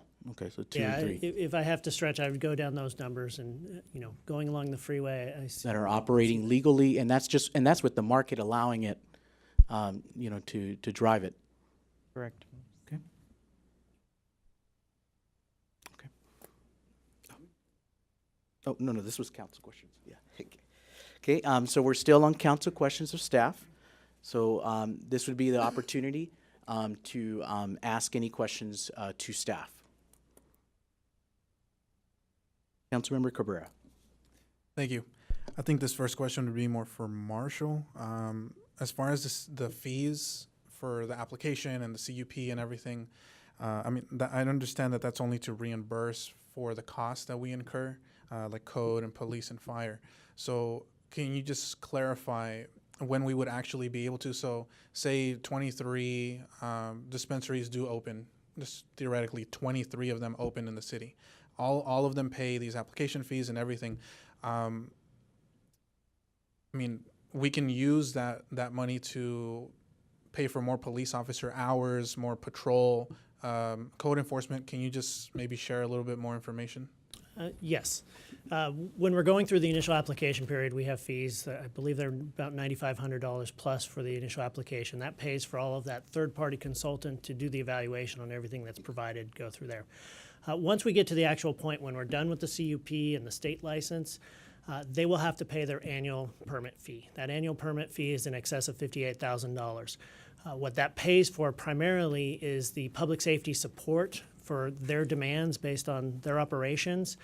It also pays for code enforcement to support their operations as well. And then it includes one annual financial audit and, depending on the business, 3 or 4 operational audits. So we're able to basically be a good city partner, participate them through code and police, support their business, make sure that the operations are clean and efficient from the outside. But they're funding all of the support that they're receiving through those city services, which then going forward to Measure M, as well as that was passed by the voters of Moreno Valley, those revenues then go into the general fund and may provide other sources rather than mitigating those impacts from those businesses. And I think the estimate for revenue with the tax, it was over $2 million or something like that. 2.2 million was the estimate for the measure. Okay, thank you. And let's see, I have another question regarding, to date, you just sent us a list, but I think it's about maybe five dispensaries that have actually gone through to the next step. We're at 8 businesses at the CUP process. 8 now. So the whole. Five dispensaries, 1 distribution, 2 micro businesses. Okay, thank you. And then my last question has to do with the CUP, kind of like what the mayor was asking about. So if, say, we allow the 23 who made it to the lottery process, who qualified and everything, that through the CUP process, would those have to come back to the council, say, kind of like the gas station project for our vote and our approval? The approval process is through the Planning Commission, is authorized to be the final approval body. The only way it would come to the City Council would be if it was appealed. And so it could come to the City Council if there was any appeal. And actually, any member of the council can take. Or, as the mayor is indicating, the council can assume jurisdiction, and you can ask for the item to be brought to you either after the Planning Commission, or you may intervene and say, I want to take jurisdiction, and have it come directly to you. And that could be done by an individual council member, or it has to be a majority? Individual council member can appeal the project or bring it up. That's all the The questions. other way it would end up in front of you is any of the applicants would be looking for a zone change or anything that would require your final action. Okay, thank you. Councilmember Marquez? Yeah, thanks, Mayor. Marshall, why we started off with a lotto, which we feel was legal, proper. Why are we off course now? I mean, we're going to open this up. I'm kind of confused here where we're going now with this. I don't know, Marshall or Tom, can some... Certainly, Councilmember Marquez. Where we are this evening is just providing the council with another opportunity to take a look at the program as approved, and so you can collectively determine if you'd like to continue to refine it. One of the things that we all recognized when we went into this is that this would be a learning process. This is a very new to our city, new to our state, and that we anticipated ongoing discussions with the council on potential revisions. So I think we are on precisely the course that the council told us to be on. Put this program in place, bring it back at key junctures for the council's consideration. I don't know if this is the right time, Mayor, or we wait to deliberations, but the question I'm going to ask is this. We approved of the 8 permits through the lotto. Why don't we go with, I don't want to put it here, let that take its course. Let's set a date to the applicants that had not filed their CUPs. Let's give them until January 31st. If they don't, let's say there's 5 applicants that don't, then we go to the next 5 that's on the list. I mean, can't we do something like that? Councilman, the options that are open to the council include changing nothing all the way through any of these options or any combination thereof. So this clearly is a policy determination by the council. We've done our best to try to outline some options that seem to make sense based on logical breaks and based on our experience in the number of business applicants that actually made it through a very rigorous process. One of the reasons, if I may add, Mayor, one of the reasons that the lotto was put into place is because there were a lot more applications than there were original permits that were determined by the council. Way back when we initially were starting to have a discussion with the council about legalizing cannabis, the discussions included no limits, some limits, number of permits, and the council was the one who directed us to in a certain direction, recognizing, again, as the city manager indicated, that as we say it, behind closed doors, we're building the plane as we're flying it, because we are trying to be responsive to the situation as they arise, as well as to the wishes of the council. So this is a process by which we knew we were going to be maneuvering and making adjustment and changes, because we did follow the desires of the council and put this program together in a very, very short time. You've had representatives from cities telling you that it takes 2 to 3 years to put this on the ground, and we did it in less than 6 months. 6 months, yeah. If I may interject, some of us attended a marijuana symposium in Denver. I did ask the question there about how many times they've amended their ordinance. They've already amended it 11 times. So it's not uncommon that as they're learning, they've been amending their ordinance too. So there is flexibility. But was that after they already issued permits? Yeah, they've been in business since It's 14. It's an ongoing problem, but their permits were already issued to applicants for open up businesses. So as the process went through, or the businesses continued, the council changed as they went through that process? I don't know the specific detail about when it took place. I can only speak to the fact that they said they've amended it 11 times. I don't know what the circumstances were for each one. Okay. Thank you very much, gentlemen. That's all I have. Mayor Pro Tem Baca, please.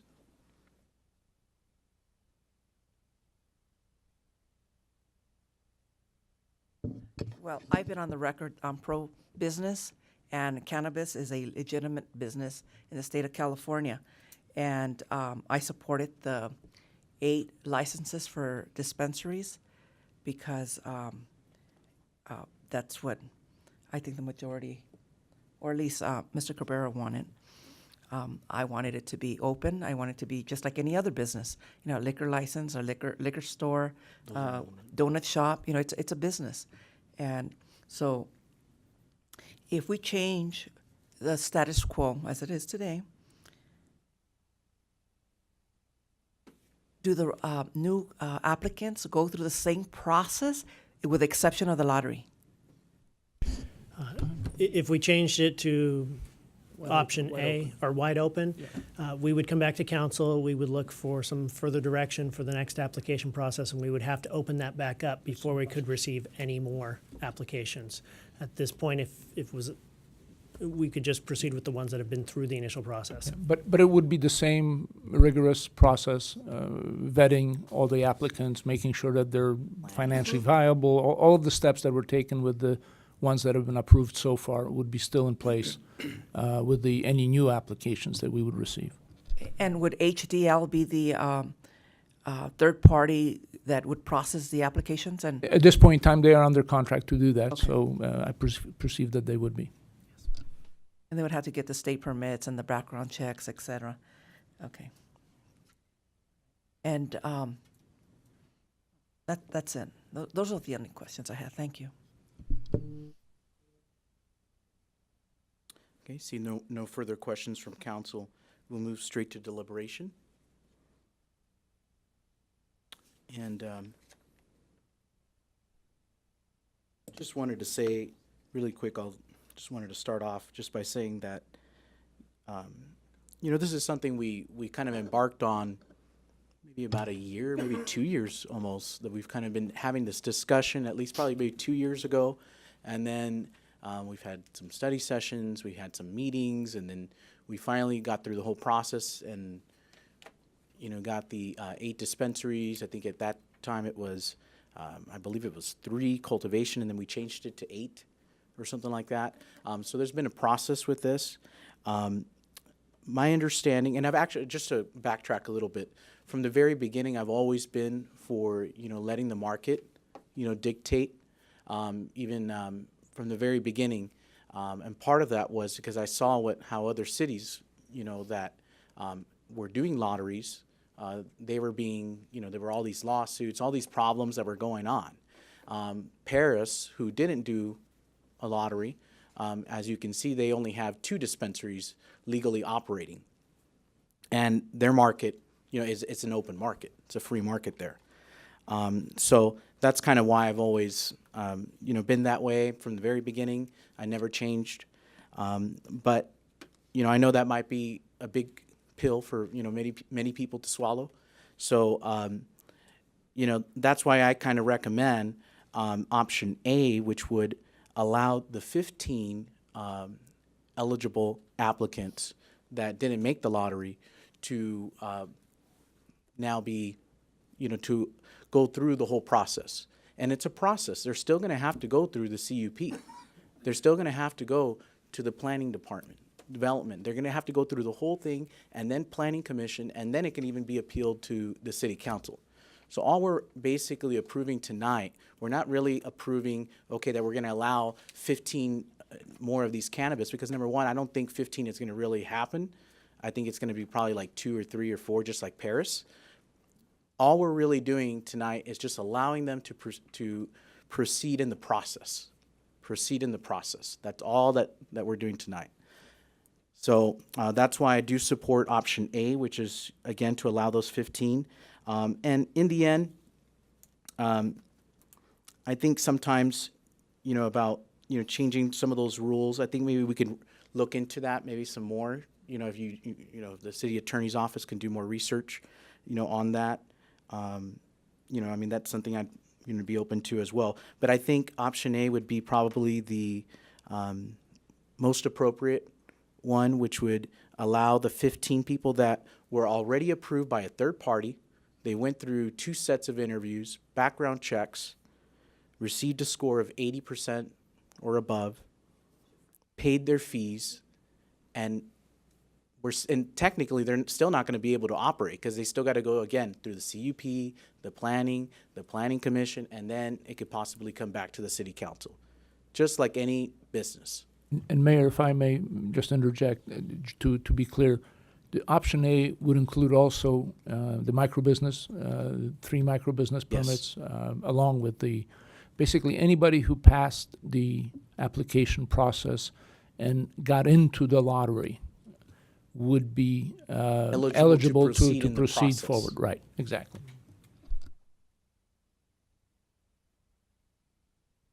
Oh, okay. Dr. Thornton, Councilmember Thornton. Thank you, Mayor. From my understanding, and please correct me if I'm wrong, staff, so there were 8 permits granted for the storefronts, but only 5 so far have submitted their CUP? That's correct. They received provisional permits, which allowed them to move forward, and those 5 of those have applied for a CUP. So I would be supportive of option A, but I'm asking my fellow city council members if they would be willing to, in our effort to refine it as we develop this program, to put a time limit that the business has to move forward with the CUP within 60 days or 90 days. I don't know if that's... I would support that. Yeah, and if there is support from a majority of the council and direction to staff, we would return to you with a revised resolution. You could take action on the permits tonight, and we would return to you with a revised resolution basically changing the initial application rules and mandating that the businesses that have already been permitted need to initiate their CUP process within 60 days, for example. And I chose 60 days because the city council in October, or I think it was in October, approved a change to the new regulations for any new applications. And in the new rules, the people who would be coming in the future to apply, that mandate for 60-day exists. In other words, if you get a provisional permit, business permit, you have 60 days to initiate your conditional use permit application, or you lose that permit.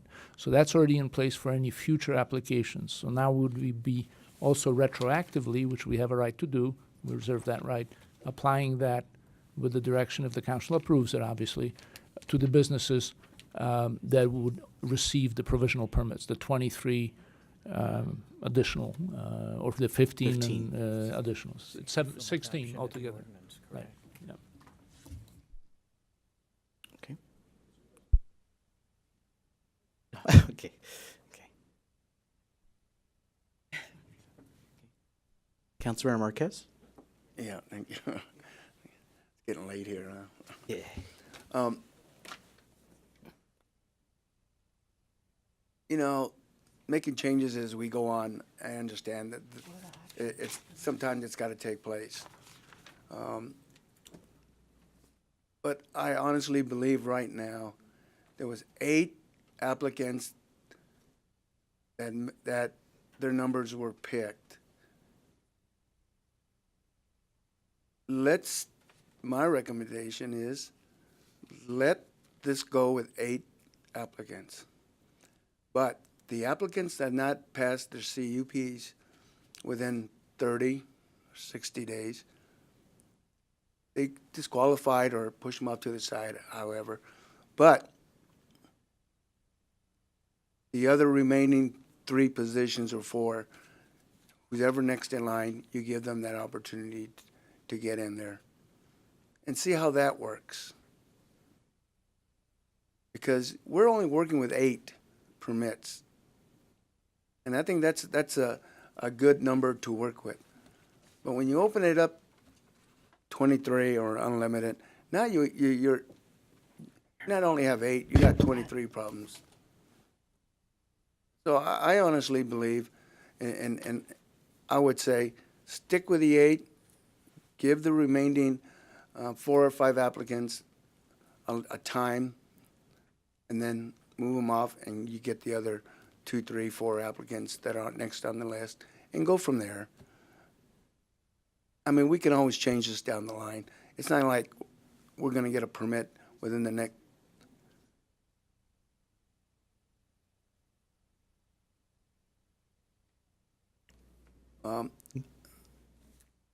Let's go. I mean, that's what I like to do, and hope my colleagues go along with this. Let's just stay with the 8, work around it, and go from there. Okay. Thank you. Thank you, Councilmember Marquez.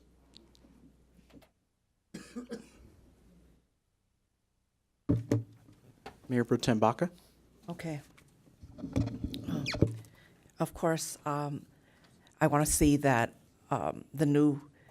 if we issue new licenses, that we consider whether to direct staff to amend the regulations and require prompt follow-up by those businesses that require provisional CCB permits from the city. Specifically, I'd like the council to consider requiring that the holders of all provisional permits apply for the conditional use permit within 60 days. Oh. Okay? And Or again- forfeit their provisional permit if they do not, because they can't just, sit on their hands. And that would be consistent with the regulation of the council recently approved for future applicants, and would also provide a needed timeline for businesses that have received a provisional permit. And I would like to see the process open to all businesses, just like we do for every other business, not limited to 8 or 23 or 30 or 40 or 50. So let's just, open it up and not not create a monopoly. That's another thing that I'm afraid of, is that certain businesses might get a license and hold on to it and maybe sell it to someone else for double their money or just an investment. Make sure that the applicants are sincere business people that want to have a business here in the city of Moreno Valley. That's my position. Okay, Councilmember Cabrera? So about a year and a half ago, there were about 10 to 12 illegal dispensaries in the city. So that just tells me that there is demand out there to have that many, if not a few more, in the city, because they're opening, even though they weren't legal, and we went after them, and we were able to get most of them. But I mean, for this process, I think I'm fine with opening it up to the 23 who made it through to the lottery process, and no more. For right now, we keep it at those 23 who actually qualified. And you mentioned that micro business in the options that are provided will increase to 3. So, and there were 3 successful qualified applicants. So I'm fine with that, as well as putting in that 60-day requirement for. And just to be clear, it would be my recommendation that the council only take action on the item that was agendized for today, and that would be the number of permits. And then after, if that item passes in whatever format, direct staff to return at the next council meeting even with a proposed change to the regulations consistent with what I've been hearing, and that is putting the 60 days on the existing permits. At that point in time, you can deliberate and take action on that portion of the regulations. Because the 60-day provision was not agendized for today.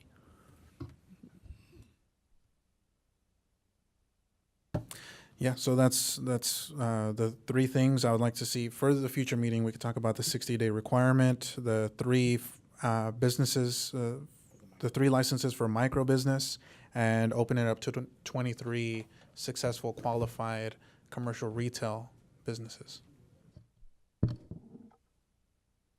So what I'm hearing is, I'm just going to close the deliberation here, that there's at least some consensus, or at least majority, and we'll take a vote. But just want to make sure that I have it written down correctly to allow basically option A, which is to allow the 15 folks that are already eligible and qualified to proceed with the process. It would be all 23. The 8 is Well, yeah, and the no, 15. but the 15. I'm talking Basically, about the if 15. selected, the option A would provide for 23 dispensary permits, 2 testing facilities, 8 cultivation, 3 micro businesses, 2 distribution centers, and 5 manufacturing facilities. The only change, because some of those were not filled up with applicants, the only change would be adding the 15 eligible applicants that are in the pool for the dispensary permit, and 1 additional one for the micro business, right? Yeah, that's what, yeah. And then 3 for the micro, and then the 60 days, there seems to be consensus on that. So We that can one return will, with that item. so that one will return at the next meeting. I'm just rephrasing, the consensus here. So we'll go ahead and vote, entertain a motion by council to approve staff recommendation number 1, option A. Okay, motion by Councilmember Thornton. I'll second the motion.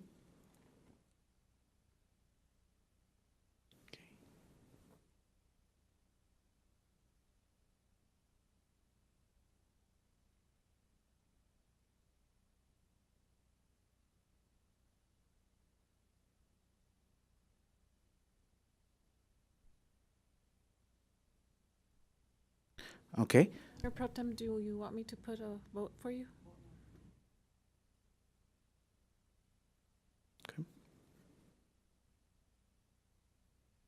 Okay, just Motion passes 3 ayes, 2 noes. Mayor Pro Tem and Councilmember Marquez voted no. okay, thank you. Yeah, and again, I'm trying to always reach consensus. So I know that one is more for the open market, and I'm for the open market as well too. But I just want to build consensus here and move forward. Okay. All right. We'll go to reports. City Council reports. March Joint Powers Commission. Mayor Pro Tem Baca. Okay, thank you. Tonight I'm providing an update on the March JPA on a meeting that took place November 14th. At that meeting, the commission authorized the JPA staff to advertise a request for proposals for a comprehensive general plan update. We also approved a foreign trade zone subzone to activate 1 million square feet of 2 facilities in Eastvale and Miraloma. That concludes my regional report for the JPA. Okay. Next one is. Yeah. Why don't you? Yeah. Continue the Western. So I'm going to do the Regional Conservation Authority. The items covered at the RCA Board of Directors meeting on December 3rd 2018 included the October 2018 Multi-Species Habitat Conservation Plan fee collection report for Moreno Valley, which indicates that approximately $61,000 was collected for 29 residential permits. And that's it. Like I said, and that's it. That's it. Okay. All right, Councilmember Marquez, Riverside Transit Agency, please. Yeah, I lost my report. Oh, oops, I okay. misplaced it somewhere. But let's see it. RTA is offering a 25 cents bus ride. And don't stake me to the dates, but it's if I'm not mistaken, it's now to January 5th. It's 25 cents a ride. So I apologize. I don't know what I did with my my sheet. Other than that, that's all that was on there. Thank you. We have, okay, we'll go straight to City Manager's report. Thank you, Mayor, Mayor Pro Tem, members of the council. I'll be brief. On behalf of staff, I would just like to congratulate our newly elected mayor, our newly re-elected mayor, our newly re-elected council member, and our newly elected council member, because we work so closely with all of you, with each of you. I think we have a very special appreciation for the demands that you face and the sacrifices you make as our city's elected leaders. We are particularly grateful for your collective vision for Moreno Valley's future, your zeal for creative endeavors, for doing things that are out of the box, and for your daily partnership in serving residents and businesses throughout our community. As your staff, we are very enthusiastic when we think about all the things we're going to continue to accomplish together as a team. And that concludes my report this evening. Thank you, City Manager. City Attorney's report. I can only join in that. Thank you very much. This leaves us to closing comments. Councilmember Thornton, you have any closing comments? Everything. Button. I just wanted to reiterate earlier, I'm very grateful and humbled to be sitting up here today, and I this is a very interesting first meeting to have, one for the record books for me. So I look forward to working with you all, and thank you for providing me with this opportunity. Councilmember Marquez. Yeah, thank you, Mayor. Yeah, I also want to echo that. Congratulations to everybody's election here. I really don't have anything other than, yeah, go Rams, man. We got to win Sunday. I'm sorry, man. That's the only thing that's been on my mind lately, but I'm not worrying about our Ducks. That's all I have to say. Thank you. Good night. Thank you, Councilmember. Councilmember Cabrera. Thank you. So I do want to welcome aboard Dr. Thornton to the City Council. Look forward to working with you for the next 4 years now. And other than that, I just want to say thank you as well. Once again, I won't repeat my whole speech, but I do have two things that I would like to request support for from my colleagues here on the dais. One of them has to do with the requirements for sending out public hearing notices whenever new projects come before the council. Currently, it's 300 feet, and I think that's too small. So I would like for us to take a look at that to increase that requirement for us to send out public hearing notices to people who live within that buffer around new projects. So I would like to ask for support to start looking at that to increase that. And my second one has to do with parking for semi-trucks here in Moreno Valley. I've talked to multiple residents who live here who are truck drivers, and I know we looked at this last year, but these residents are having trouble finding places, safe locations to park their semi-trucks, and these things are not cheap. They're very, very expensive, and so I would like to see if we can look at that again to see if we can find maybe partner up with owners of vacant properties to allow for semi-trucks to be parked on their property, or maybe expand where we allow semi-trucks to park. So I would like for us to take a look at that again. So those are the two requests that I have, and I ask for support from my colleagues here on the dais. And the so the semi trucks would be, you know, to look at different options, lots and those kinds of things. And then Correct. the other one is the to increase the 300-foot buffer. Now, do you know if did we have a study session on the semi trucks already?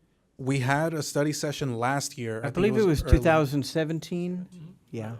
Yeah, And yeah, we can refresh that and provide you with updated information and set the table for a policy discussion. I support that. Okay. Yeah. Yes. All right. Yeah. And then the 300-foot buffer. On that one, do you know how many feet you'd like to increase it to, or just first study that? I think that would be better for you to give us options. I think that's something that would be effective for a study session because there are trade-offs. There are associated costs and benefits, and I think it would be helpful for you to receive that information and talk a little about it in the study format. Yeah, I'd like for that to go to, you know, the study session, and then we don't really have a committee for that one, so Yeah. yeah. Yes, we'll do that. I Okay. support that. All right. Thank you. So we'll have that one there too. Okay, Mayor Pro Tem Baca. Okay, well, I just want to say that I'm very, very pleased that the Register of Voters finally certified the election. It took a long time. I remember 2 years ago when I ran, we waited almost till what time, like 8, 9? 7:45, almost 8 o'clock for the results. And I'm glad that we decided, thank you, Mayor, to change the meeting date so that we can have the results and not be, you know, we wouldn't have got them because they didn't come in until Friday, right?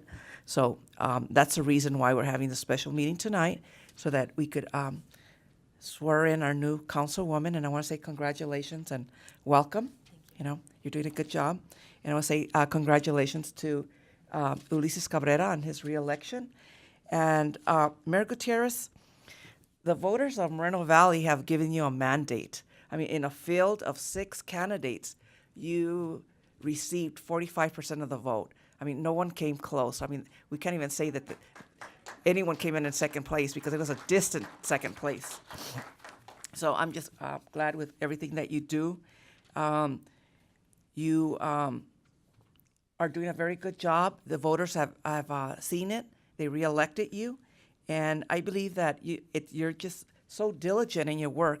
And more than that, you're consistent. You know, you're moving Moreno Valley forward. You're a great leader. And I think that Moreno Valley has the leadership it needs in you. So just want to say thank you. And once again, congratulations. Thank you.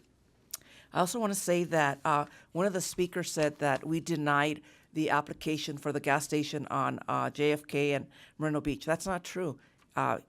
The applicant withdrew his application.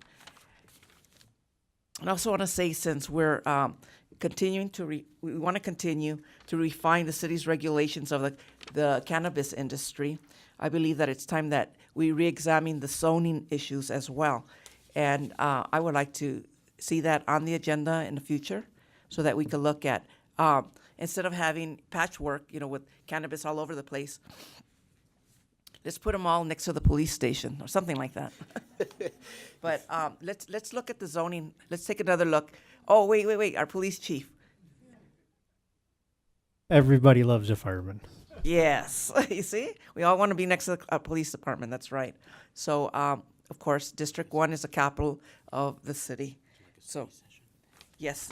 So a study session is incumbent, and it's about time that we revisit this issue, and let's see what we can do, what we can come up with.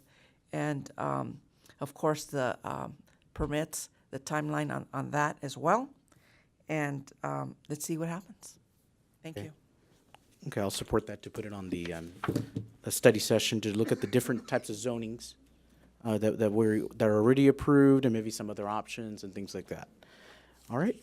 I'll just briefly just say again, thank you all for coming tonight for the swearing-in ceremony. I know it was a little rough, especially for the staff, you know, because you had to wait a little long, you know, but I think it's important that, you know, we have a nice ceremony, and then we do a nice reception, and family, friends are able to take the photos and the pictures, and and the supporters too. So that's really important. So if I do want to make sure that we adjourn the meeting in Mr. Budlong's memory. He did serve the city on a board or commission in some fashion since 1999. So we'll go ahead and adjourn the meeting in his memory tonight at 10:52 p.m.